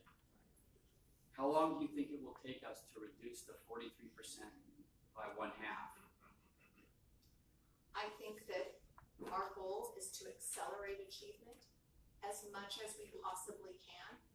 And being in a district like Ocean View with great teachers who are committed, who participate fully in professional learning and ways to improve, I'm hopeful that we can make great gains because I think that gains are possible. And like I said, as long as we keep shooting for 100%, we're never going to be done. I didn't really get an answer that I was looking for. I was looking for a number of years to reduce that 43% in half. And so I'm going to ask the question one more time. I'm trying to figure out how long this board can expect our programs to be effective so that we can increase that student achievement. So I want to look out a number of years, and a number of years later, I want to be able to say we either did or didn't do what we think we can do. So I'm trying to, it's a tough question, I know. It's hard to look into the future. I'm trying to pin you, and maybe you can suggest a different kind of question, but I'm looking for a hard number of years that we can anticipate that it's going to take to achieve this, because that's what we're trying to do. We're trying to achieve 100% achievement, and I'm giving it, I'm giving up that we're never going to get to 100%. So as close as we can get. How long do you think that's going to take in a number of years? Superintendent? I think that is a very difficult question, and I think that Dr. Hofer did an excellent job answering. I think that we want to see growth each year. Okay, thank you. I do too. I was hoping to get an actual hard number that we can aim towards, but it doesn't look like I'm going to get that tonight. So thank you for your answers. I'm sorry I'm asking you difficult questions, but that's my job. Thank you. Trustee Pinehurst. Well, here's the thing. That's not how education works. That's not even how the human condition works. We don't have crystal balls. And we don't know exactly when things are going to change or how they're going to change. And each group of children is different. Each cohort is different. And the test is different from year to year. I don't know if everyone realizes that. You don't take the same test in 3rd grade that you take in 4th. So to say that yes, I expected to see the growth from, it doesn't work that way. It's a separate test. Every year there's a different test. And every year it gets more difficult. So the 3rd grade test is less difficult than the 4th grade test. And actually they're adaptive tests. So what happens is if the student sits down and they start to answer a lot of questions right, the difficulty of the questions actually increases, doesn't decrease. So, I could ask the question of any one of my colleagues, when are you going to do something that you want? When are you going to do X or Y or Z? You don't know, and you can't put a number on it. So I would hope that we would have, to treat Dr. Hofer with respect and be polite. Can't demand something that just simply isn't answerable. It's just not. Thank you. Trustee Briscoe. In the real world, where people pay for a product that they actually want, that would be corporate consumer packaged goods, where I have spent a great deal of my life and time. Individuals are responsible for predicting exactly what will happen in the future, and they will be rewarded for accomplishing those goals. Market share is what happens in marketing, which is my forte. And if you don't achieve the goals too long, too soon, then you can go take your marketing somewhere else. So I don't know if the question was correctly staged here, but at some point in time, it would be awfully nice to say the Ocean View School District has the highest scores in the state or in the county, period. And we would want to set our target to do that. attention and effort that we have to be Irvine Unified and other school districts that do things and have higher test scores than we do. Whether we do that now tonight or not, it doesn't matter, but I don't see anything wrong with setting goals and then going after accomplishing them and figure out what we do and don't do right, regardless of the underlying student populations. All those other things play into it, but in the real world, out beyond public schools, people are on the line all the time for the future. That's what they make their living doing, is they do activities and actions that change the future to what their goals and objectives are. This has nothing to do with you in the question, but it's not an unreasonable expectation. Trustee Westphal? Thank you, Mr. President. When the clerk mentioned that I wasn't polite, it indicated that I was sort of rude to you. Was I rude to you in any way? This question, did you feel I was rude to you? I did not think I was rude. You don't need to answer, that's fine. I don't think I was rude to you. I think I was quite polite. I did indicate there were some tough questions. And so I have one last question for you. Currently, the number, as we mentioned, was 43%. If that number drops to 41% over 5 years, is that an acceptable rate of change, in your opinion? Over 5 years now. So at some point, there are some numbers in there that we can predict and make some assumptions. And so I hope we can, as Trustee Briscoe said, get to a place where we can have some, let's call it more accurate forecasting. And with that, thank you again for these tough questions that I asked. Thank you.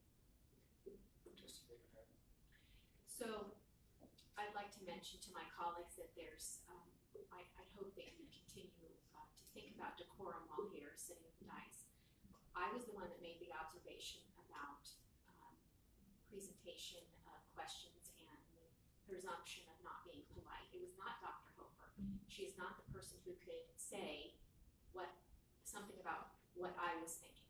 So again, I think what we should do as trustee members here is that we should limit our debate to ourselves and not to the staff. You're not here to debate the staff. You're not here to debate the staff. You're here to debate with us, the Board of Trustees. And it was my feeling, not Dr. Hofer's. So she cannot speak for me.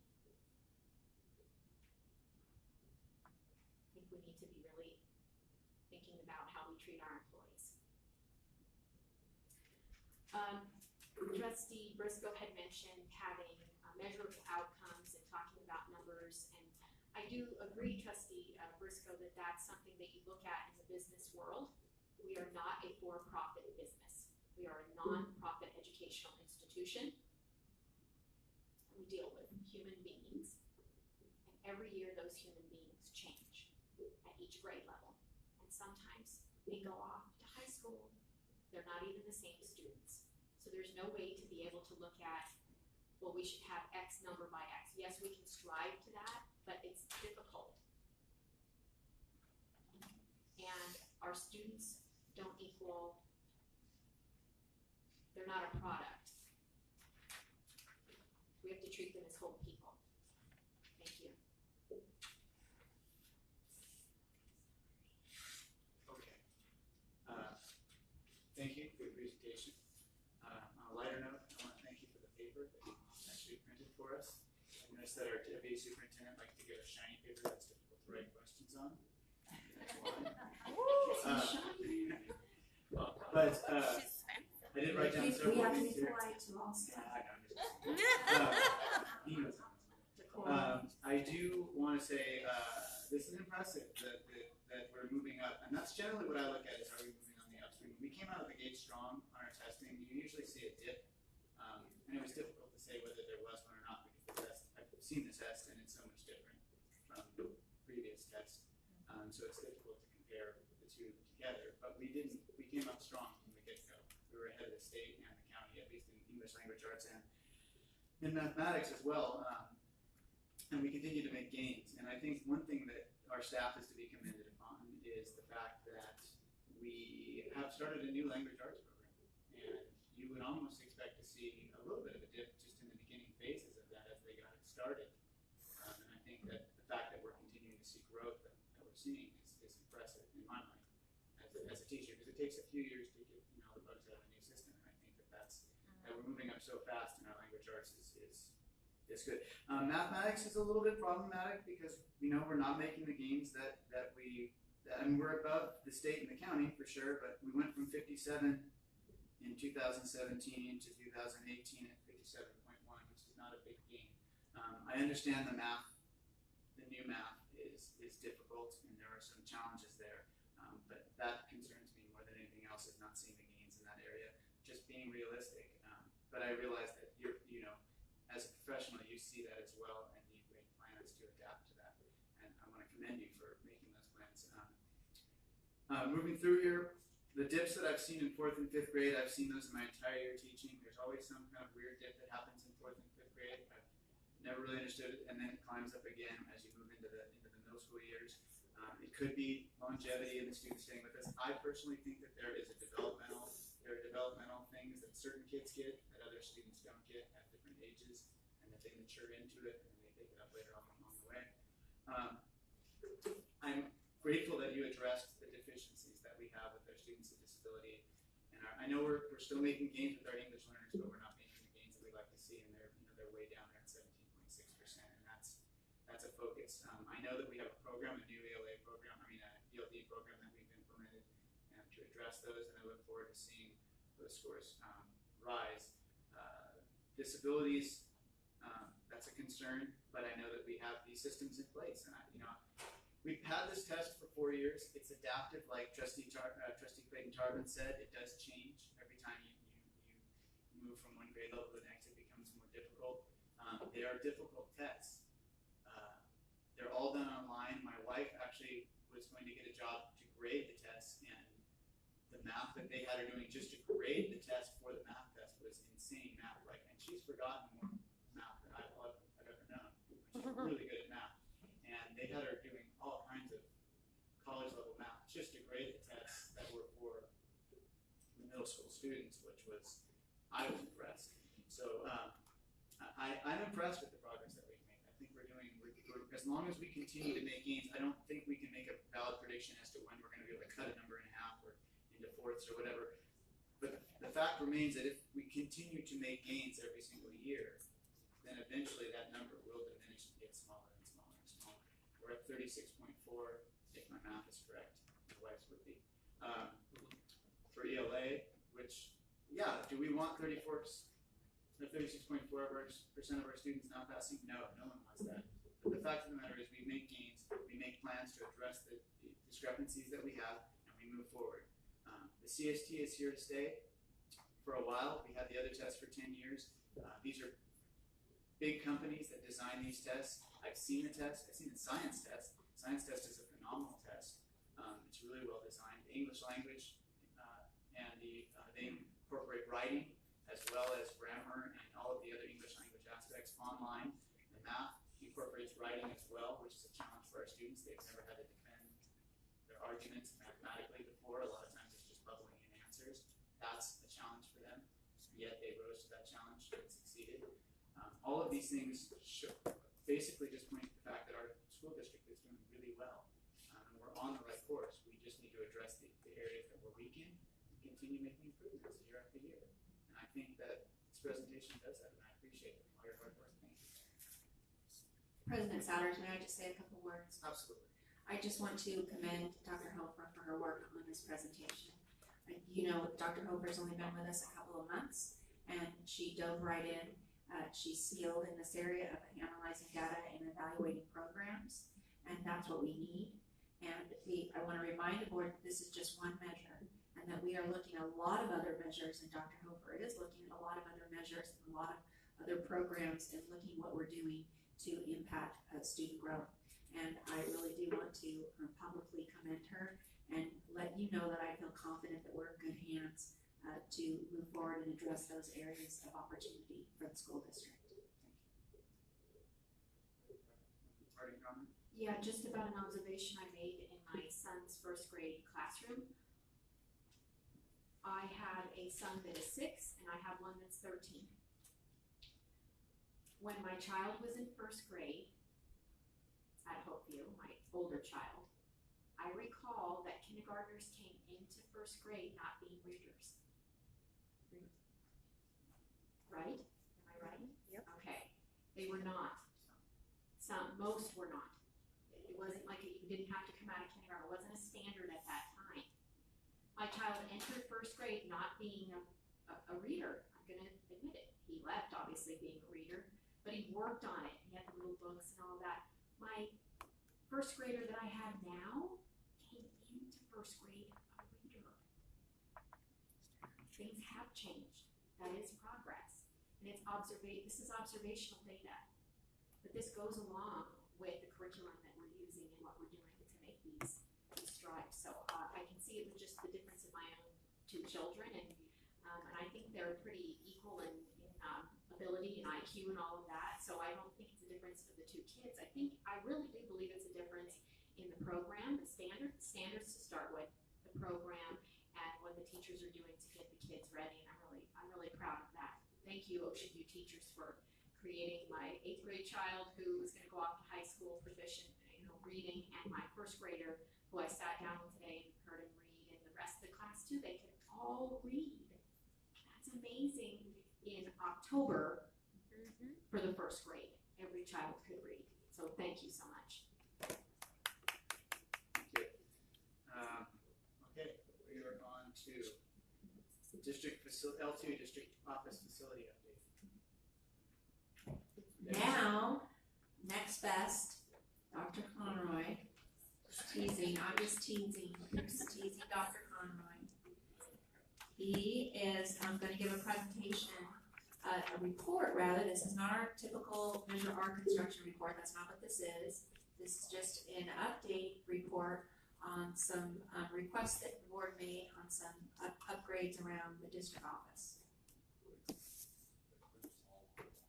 President Souders, trustees, Superintendent Hanson, esteemed cabinet members, and staff and guests. As Dr. Hanson shared, this is a district office facility update that was really an outcrop from a conversation that we had a month or so ago about the district office, particularly about signage here at the district office, about the HVAC in Building E, and the asphalt walkway that goes from the district office through the park to the community.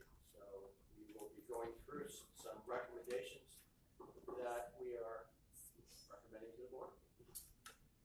So there are three types of signs. One, this is a similar sign that we have on building C. It is a wall-mounted type.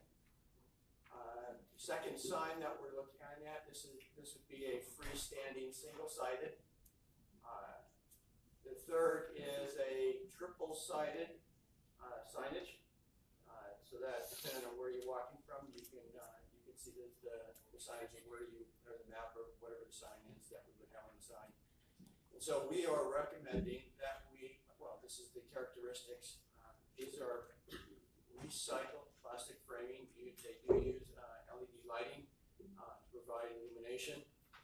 Durable and secure. They use an acrylic glass doors that can swing and seal tightly for weatherproofing, stainless steel hinges, but most importantly, they have a guarantee against breakage for 50 years. So they will be around for a while. So looking at the district office site, we are recommending that we take the single-sided and put one down by building E, and then the other right here between building A and building B, and then put the triple-sided signage right in front near the signage that we have of the district office. So that is our recommendation. The next building E, we're scavenging the air conditioning parts at Westmont so that we can use those parts and rebuild the HVAC system to put into building E. Now, you notice I only put the box around half of that complex because the other side actually has HVAC. And the third area is the asphalt walkway. And So what we're recommending is that we'll actually tear it out and lay new asphalt in the park. So our recommendations for the district signage, that would be something that we work on immediately. We estimate the cost to be about $6,000.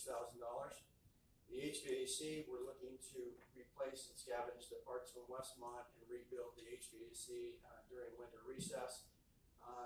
We expect about $1,000 in spare parts that we would have to purchase, plus the staff time. And then the asphalt walkway, we would tear it up and have it new asphalt laid during the winter recess. There's my report. That leads us all the way. Trustee Pinehurst.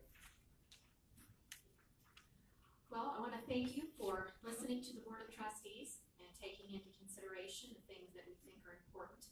The district office is not only a place of work for many of our employees, but it's also a place of gathering for youth sports events, for games. It's a place where people utilize the park, and it's an open space area, which I think many people in the city of Huntington Beach really do use and appreciate. And I think it should always be looking its best and have the best presentation. It is sort of the face of the Ocean View School District, and the bell out front is iconic. And I think that anything that we can do to improve the look of the district office is great, you know, minus using Measure R funds, because we did say that we weren't going to be doing that. So thank you so much for, you know, following along with the board's recommendations and what we voted upon when we voted in the resolution for the bond. We're going, you know, we've made promises and we're going to keep them. I like the signage. I think it's a good idea because of the fact that I do field a lot of questions from community members about where to go when they come here. I end up saying, look for the big B or the big C. People are still a little confused. So I do like the signage. I think your recommendations are well made. I appreciate them, and I think that we should move forward with them. HVAC in Building E. I want to just talk about where that request from me, I was one of the trustees that requested that, came from. Several years ago, I want to say it was even in 2013, we had a closed session meeting there. It was for parents to come and make appeals to the Board of Trustees. And we met in one of the rooms over there because we were going to have a large group of people that were coming to have their appeal hearings. And we were in the room and the door shut, which you have to do because it's closed session. And it was so stifling in the building that we could hardly breathe. It was very uncomfortable. We ended up having to open the door and shut it, but we had to keep it shut because it's closed session.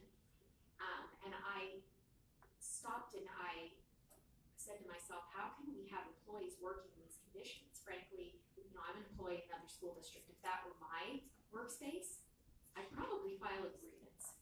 So luckily though, that didn't happen here because they had found ways to open the doors and let breeze in, and our employees are very resourceful. Okay, but that doesn't mean that we don't have to be good employers and give people the right conditions to work in. So thank you, because this is a major thing that I've been asking about since 2013. Asphalt walkway. I think it was also Trustee Westwell that originally brought it up or inquired about it, but there are many community members that have brought it up, talking about that it's broken and it's not looking in good shape. So I think that this is going to be a really great fix, and it's going to make a lot of people in the community really happy. So thank you so much for bringing this forward and getting this done. I appreciate it. Mr. Russell. Thank you. Mr. President, I was the one that brought up that asphalt going between the park. And that's great for me because I live over there and I go across that asphalt all the time on my bike. It's really great for me personally. Right now, I believe it's like a trip and fall hazard. It's fallen into such disrepair. But I have always wondered, what is the need for having that strip of asphalt there anywhere? We're going to spend $7,000 to redo the whole thing. And this is a park with grass in it that they play soccer out there all the time. The AYSO uses that thing. To me, it makes more sense to rip it out and replace it with grass. And we could probably increase the soccer field usage, or have a an ability to move the actual field locations around so certain areas don't get overused. I think it would give us more flexibility if we just ripped it out and put in grass. Like I say, it's great for me, I love it, but it's not about me, it's what's best for the community. My concern with the asphalt was the trip and fall hazard more than anything. I do have a couple of questions for whoever would like to answer them. The signage that we have currently for listing the board meetings and the public notices that we have, it was right outside of our building here. Is there any reason why we can't continue to use that? No reason. Okay, so there's nothing wrong with it. It's got an adequate space and everything to use it. It would simply be an upgrade to put a new one in there. Correct. Okay. You're suggesting to put in two of those wall mounts, no, two of the flat things and one triangle. Would it all have the same information on all of these? Would they have different information on each one? The information would be similar on the two single-sided ones in terms of signage. They would be at opposite ends of the facility. So let's bring this up here. So looking at, we're talking about the one here on this side and this side, and since they are on complete opposite sides of the facility, they would have the same similar information. Obviously, the arrows would be pointing in opposite directions. Depends on where you're entering the facility. That's the purpose of the recommendation. And is that where we would be posting our official notices, like this meeting notice tonight? It's a possibility. And so, again, my question, would we be duplicating the information in both places, or just assigning one place? I'm just trying to understand. I'm not presenting what will go into the signage. I'm just here to make a recommendation of the signage for the facility, because that's what was asked by the board. I think once the new signage is up, we'll reevaluate where we post things. And I notice in here that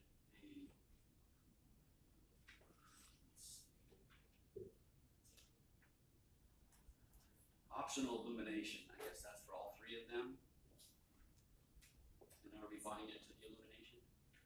Just saying that as a recommendation, we haven't made any determination at this point. Okay, if we bought into the illumination, would the cost increase because there isn't any electricity out there? I'm sure there would be a cost in that, yes. And if we had to trench out to that place, it would probably be significant. Have we considered those add-on costs at all? All of it, that was is a list of options, not that those were the ones that we were going to take. Okay. And are you looking for direction tonight? This is the board requested that we provide the information back, so we are, these are the recommendations from staff. Okay. How will we be moving forward tonight? Unless we hear differently from you, we're going to move forward with this. Okay, well, I'm just going to throw out my concerns. I appreciate everyone's ideas, and I know we want to make improvements. I'd like to spend all of our money on the kiddos and the least amount on district office stuff. I think the signage that we have for our board meetings is adequate. That's what I've heard tonight. It doesn't have lighting out there currently. If we moved to this other stuff, I wouldn't think that we would need lighting. It would also take up a whole lot more money. And I mentioned before the asphalt. I think it's a better idea just to rip that asphalt out completely and just plant it with grass. And those are my thoughts on moving forward. Thank you. Trustee Senior, what are your thoughts? I think that though we serve students, and I'm all for everything going back to kids, kids should always be number one priority for sure. And I would like all the funds to always go to kids. I think we also serve parents. And I think that when parents visit, I'll tell you, when I first came to the Ocean View School District and I needed to go register my kids, I had no idea what building to go to. So I found myself going building to building, trying to figure out, and then opening the door and going, hey, I'm trying to figure out, I need to turn this paper in. And they're like, oh, you gotta walk down there. So though I agree with you, we don't want to spend money where we don't want to, especially this kind of stuff. I do think this is important for the community to be able to pull up and go, okay, just like when you go to a mall, you see a directory kind of tells you, hey, this is where you need to go. You find it, it saves you time, it's efficient.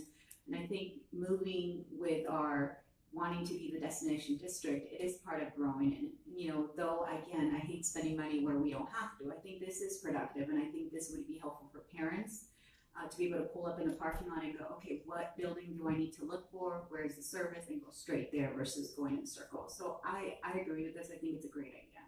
I don't know about the electrical part. I think if we can avoid that to save some money, we should. But I think the standing the way they are, I would love that. And the asphalt?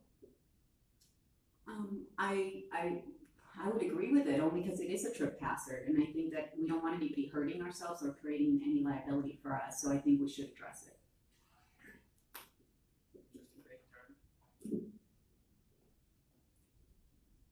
I would just make a qualification. It's not that it's money we don't need to spend. We do need to spend it in a certain way. You're right, because if you think about it, we not only teach the children, but we serve the public in providing the information for parents that come to look for information at the district office.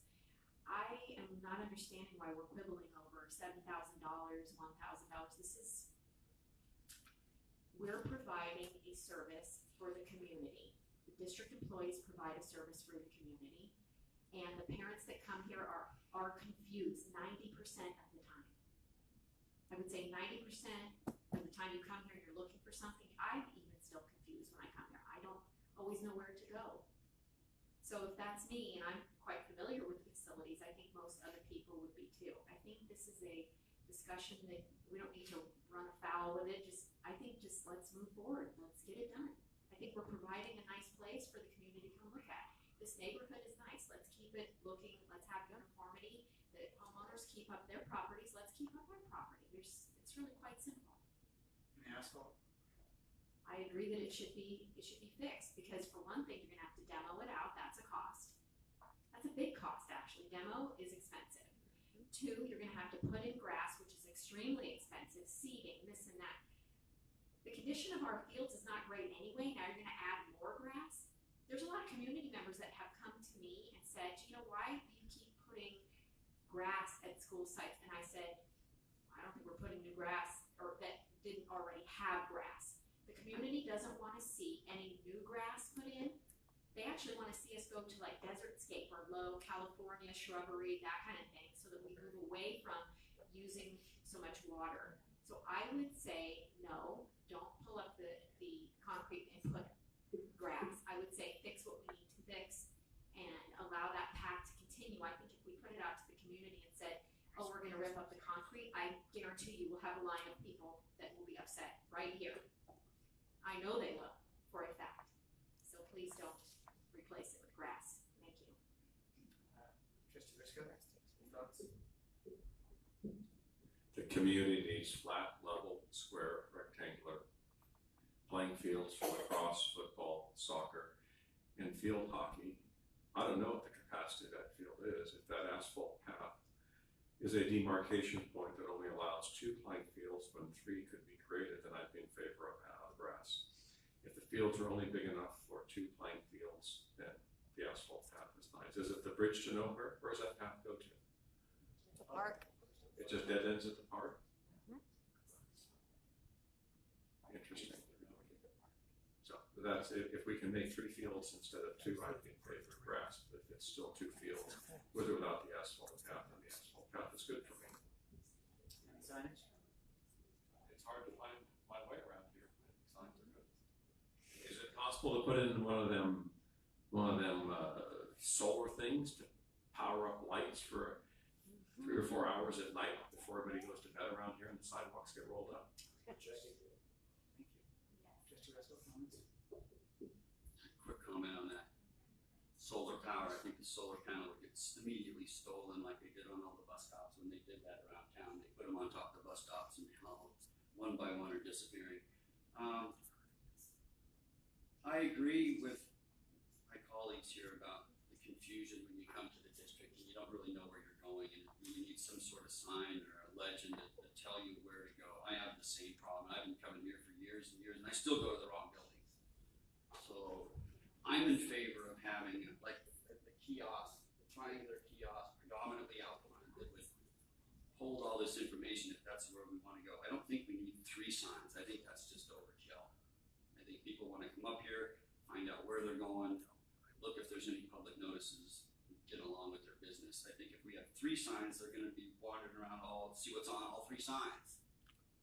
I just don't think they're necessary. We don't have that much information that we put out. I'd be more amenable just having the 1 sign. Also, is it possible for us to contact the AYSO people and ask them what their opinion is of the field and if we could have some better usage for our community? They use it all the time, and I'm sure they've got some sort of opinion on that strip of asphalt. I think it would be prudent to ask them before we do anything. Thank you. I want to commend you for the report. Thank you. Thank you for using our own staff to scavenge parts from other schools. It makes me think of Mad Max a little bit. Nonetheless, I think it's a good idea. My question was the same about solar paneling, whether or not we could use small solar panels to light that for the time. I don't know that we necessarily need to light it because we don't do too much. You don't see parents trying to find their way here too often at night, but I don't know. That could be a concern. I've never heard of anyone stealing anything off bus stops. Other than, I don't know. Nothing like that. I've seen people hit them with their cars. As far as the signage, I think it's necessary. I mean, I think that, we put a lot of money into our district, and I think, it's nice to have a nice district office that we can be proud of and people can find their way through. I don't think this is all that much money, considering the amount of money that this district drops on other things. This is a small amount of money to beautify our district and to clear things up for our public so that they can find their way around, especially if you're way down at that other building and you're wondering, is this the building I go to, or do I need to go all the way over there? I was envisioning it with a map on it, like it kind of shows here. So it sort of was like a mall map, where you can find, you are here, that type of thing. These are not current pictures of our fields, right? Because our fields they're much greener in my mind. No, This is old, right? This came off of out west. I was trying to find something. From a while ago. Okay. And then, our fields are huge. I don't think you guys are seeing these in perspective. These are really big fields. This is a lot of field space. I don't have a problem with re-asphalting that path through there. I think it's nice that the public has a little bit of a safe thoroughfare. It's a big space. It's nice for them when they're on their bikes to cut through there. It's a little bit of money, but it's already there. It'd be nice to fix it up. We haven't fixed it up in years.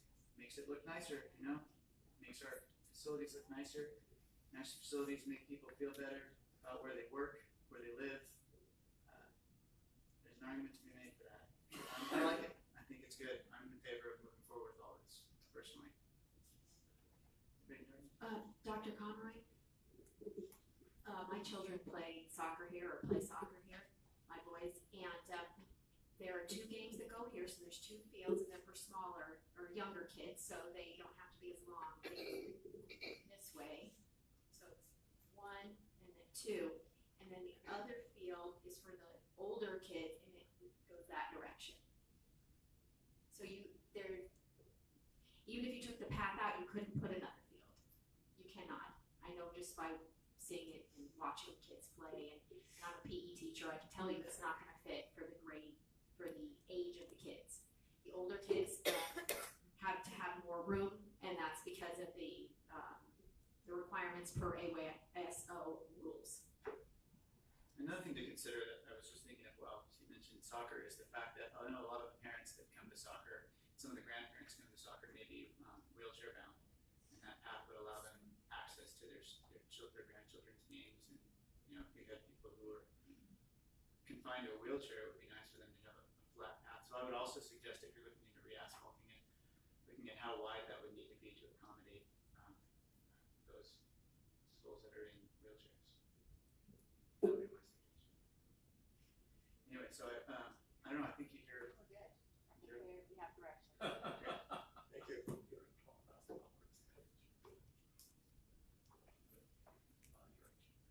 Okay, we are on M, consent calendar. Need a motion to approve. Move to approve. Second. All those in favor? Aye. Motion carries. Opposed, sorry. Motion carries 5-0. All right, that brings us to N, old business. There is none.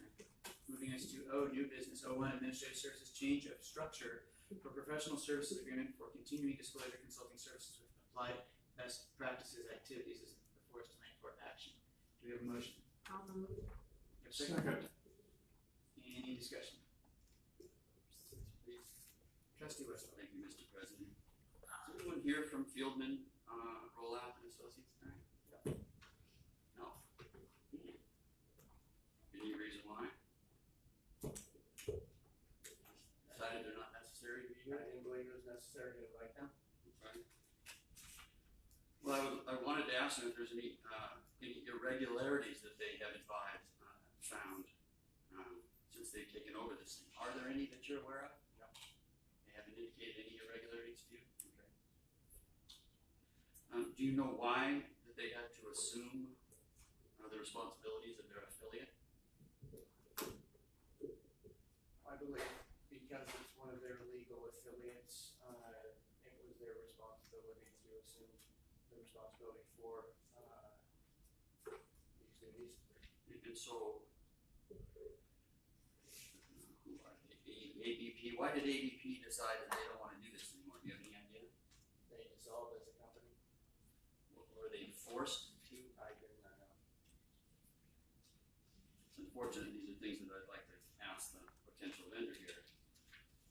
I do like to share that Friedman Roloff Associates are our current bond financiers, so they we do anything that relates to the bond. They are our consultant. This is this makes sense for them to take over responsibilities, disclosure and reporting. Okay. Are we using the same compensation schedule as the original contract?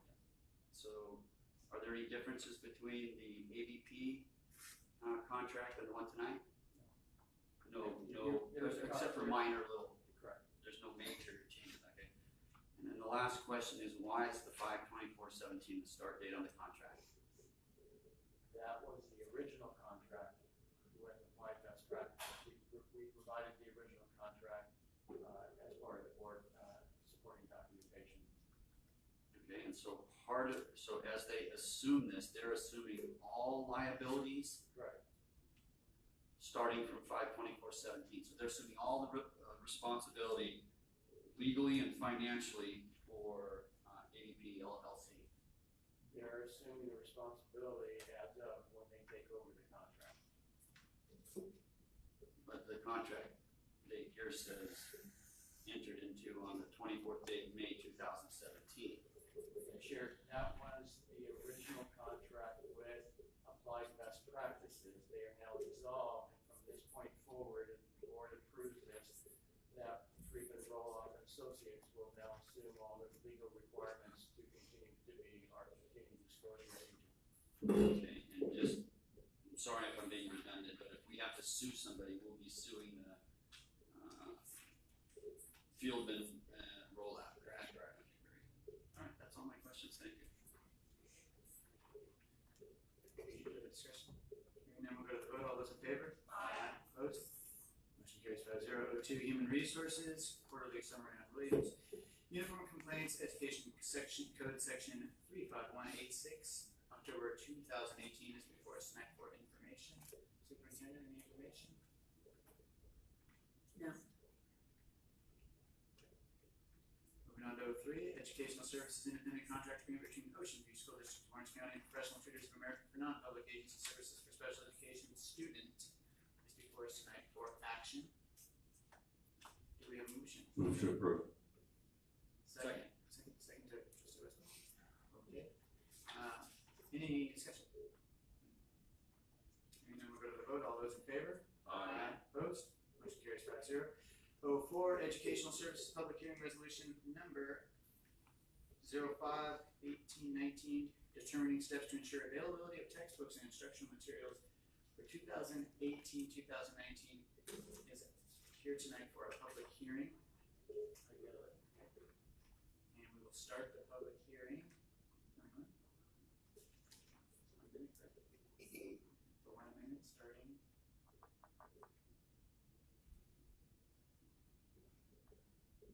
now?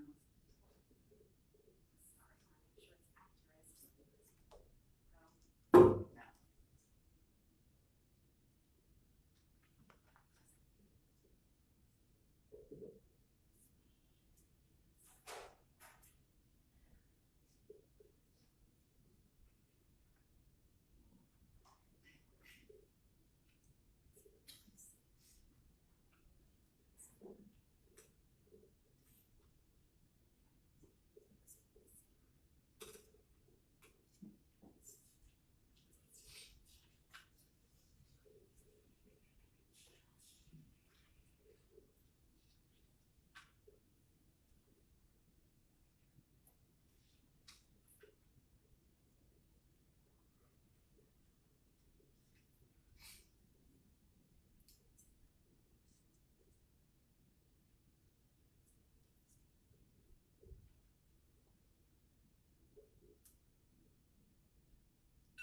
Okay, now we'll close the public hearing at 8:11, 8:12, sorry, just flipped. All right, and we are at 05, Educational Services. Resolution number 5, 1819, determining statutory availability of textbooks and instruction materials for 2018-2019 is before tonight for action. Is there a motion? Move to approve. Second? Goes to senior. And any discussion? Trustee Westbrook. I don't care who answers. Does each pupil have the sufficient textbooks and instructional materials? Superintendent? Yes. Thank you. No more questions. Hearing none, we'll move to the vote. All those in favor? Aye. Opposed? Motion carries 5-0. P, that brings us to P. Any other public communications to the Board of Trustees? Clerk, Clayton Target. We have one. Emily Anderson. Okay, I've been informed that Ms. Anderson has left, so we're finished. Future agenda items as requested by board members. Okay. Yeah, Trustee Westbrook. I brought this up time and time again. It's been decades since this board has gotten a raise. It's an election year, so I'm sure nobody wants to talk about it again. But all the employees have gotten 10% raises. And, this board I know is taking pay cuts. And I know this is going to get spun that, I just want to get more money and blah, blah, blah. I don't really care. It's not an election year for me. It's something we need to talk about. I don't care if this board gets a raise after I leave the board. That's fine with me.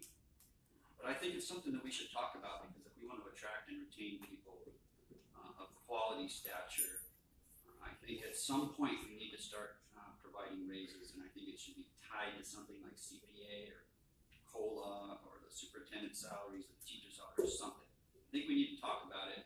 We might not do anything, but I think it's worth discussing. That's all. Thank you. Trustee Singer? We serve. This is a public service. The reason why I sit on this board is to serve kids and teachers. I didn't sign up to get paid. I signed up to serve. I volunteered for years at my kids' schools to It's a serve. point of order, Mr. President. We're agenda items we're talking about. Yeah, so you would be opposed to that agenda item? Yes, I'm opposed to it. Well, agenda items can always be put on the agenda by individual board members. You just have to fill out a few little bits of paper, which I'm sure the superintendent would be happy to get to. Thank you, Mr. President. That brings us to our Board of Trustees roundtable. We'll start on the opposite ends and work our way in this time. Trustee Westfall. I just wanted to remind everybody there's an air show coming up on Friday, Saturday, and Sunday. So if you don't have anything to do, go on down to the beach and get a free show. Thank you. Oh, bring the kids. Thank you. Trustee Singer.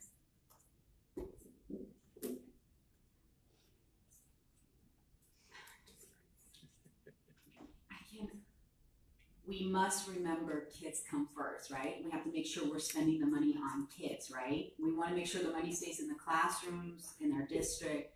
So to hear anybody asking for a raise for the position we chose to serve and volunteer for, to me, it's crazy. It's like, I chose to do this because I wanted to serve and I wanted to represent my community. I didn't sit here because I want you to pay me or because I need a raise. I did this because I want to make sure that parents and community members have a voice. That's why I'm doing it. It has nothing to do with pay. And so for me, it's extremely frustrating when I hear, let's not spend the money on signage, but let's spend the money on giving me a raise. To me, it's a little, and I don't like to say anything against anyone personal. I think that, I try to stay away from all of that, but it is very hard to sit here and listen to that and be like, how can we keep saying in one hand, let's not spend the money, but then give me a raise? It doesn't make any sense to me. So we just have to remember kids come first, and we need to make sure that's always a priority in everything we do, not just when it's in our good and best interest. Trustee Briscoe? I would enjoy a presentation by the administration explaining what California State Ed Code tells us about the so-called raise. We can't vote ourselves a raise, by the way. California state law allows a stipend based on the school enrollment of the district. I believe the cutoff is 10,000 students or more receives one stipend and less receives another. We operated for many years too long under the tutelage of Dr. Cotton, JD, and Nurse Pellman, RN, who thought that it was wise to not take the state authorized and allowed adjusted increase each year because it would look politically bad to them. So the result is we're stuck with a shrunken head, tiny stipend. I'm okay with it. It doesn't make any difference to me, but I would enjoy hearing from administration exactly what the maximum stipend would be if we chose to allocate that to ourselves. We do vote ourselves the stipend based on what the state law says, but we're also stuck with the Nurse Pellman and Dr. Cotton overflow from years of not taking any stipend increases. So it'd be worth, I'd enjoy knowing what we are currently stipend for and what it would look like and what the nearby districts have voted themselves on BHCSD, OVSD, FBSD, and HBUHSD. Thank you. Trustee Clayton. So, how about those bikes? Those are great bikes that you saw this evening from the Kiwanis Club and the bike shop that helped to sell the bikes at a discounted rate. I just want to thank the Kiwanis Club of Huntington Beach for bringing that to us and for making kids' lives brighter at middle school and having the kids feel like, wow, there's really something to work for. I mean, I know they all want to behave because that's, kids want to please their teachers and their parents, but it's always great to have something to work towards. So thank you to Kiwanis of Huntington Beach. And actually, I was reminded that by Mrs. Briscoe, who's just such a wonderful community servant. She said, I've been asking you for a while to join the Kiwanis Club, and she's right. So I am going to be attending a Kiwanis meeting coming up and hope to be able to have a sponsor there because Kiwanis has a certain procedure they do to get you to join, and so I'm going to be doing that. And I've asked Trustee Singer if she'd like to attend as well, just to see what goes on at a Kiwanis meeting. I happen to be a Surf City Optimist member, and I think Trustee Briscoe is as well. But I'd like to join more than one club, so I'm going to check it out, and that's going to be really great. One other thing is that it was yesterday in the ABC Unified School District where I work, we had an active shooter drill where we had to simulate if there was a shooter that entered the school, so the kids laid on the floor, had the lights off, blocked out any illumination into the rooms, waited for the all clear, went out a side gate, now we all have gate keys, and got out and walked approximately 700 kids across a 4-lane street. And frankly, we jaywalked because in an emergency, you just get out. And we did that, and we went across the street to the Concordia Church, and it's a reunification area, and everything went really smoothly, and it was all overseen by the LA County Sheriff's Department. And I know that in the Ocean View School District, we have similar drills, and I'm very pleased that up and down the state of California, we're taking student safety seriously. Lastly, I do want to say that I do not want an agenda item to discuss any kind of compensation or increase of compensation for the Board of Trustees. I think that it's a waste of public time. I think that that's not what we're here to do. And I think that we could just get an update from the superintendent. Maybe just a simple call to the Orange County Department of Education could get us those numbers. I know I found them online. I actually know where they are. I can help any of my colleagues here to look them up. And it is tied to the ed code. It is tied to how many students that you serve. And so because we're below 10,000, it is a different number. So thank you. Thank you. I will be brief. I've mentioned my position on raises before. I don't think they're necessary, but I'm not going to go into it. Just leave it at that. I want to thank you for coming. I know you all want to get out of here because you've got work again in the morning, and it's time for us to get moving. So thank you for coming and sitting through this and participating with us, especially those of you on the internet. You can sign off now. And that will move us to S, closed session if needed. We do not need closed session. And then T, returning to open session will also not be necessary since we can go to closed session. So we're at adjournment. Move to adjourn. Do we have a second? Second. Okay, all those in favor? Aye. Opposed? Motion carries 5-0. We are in adjournment at 8:22.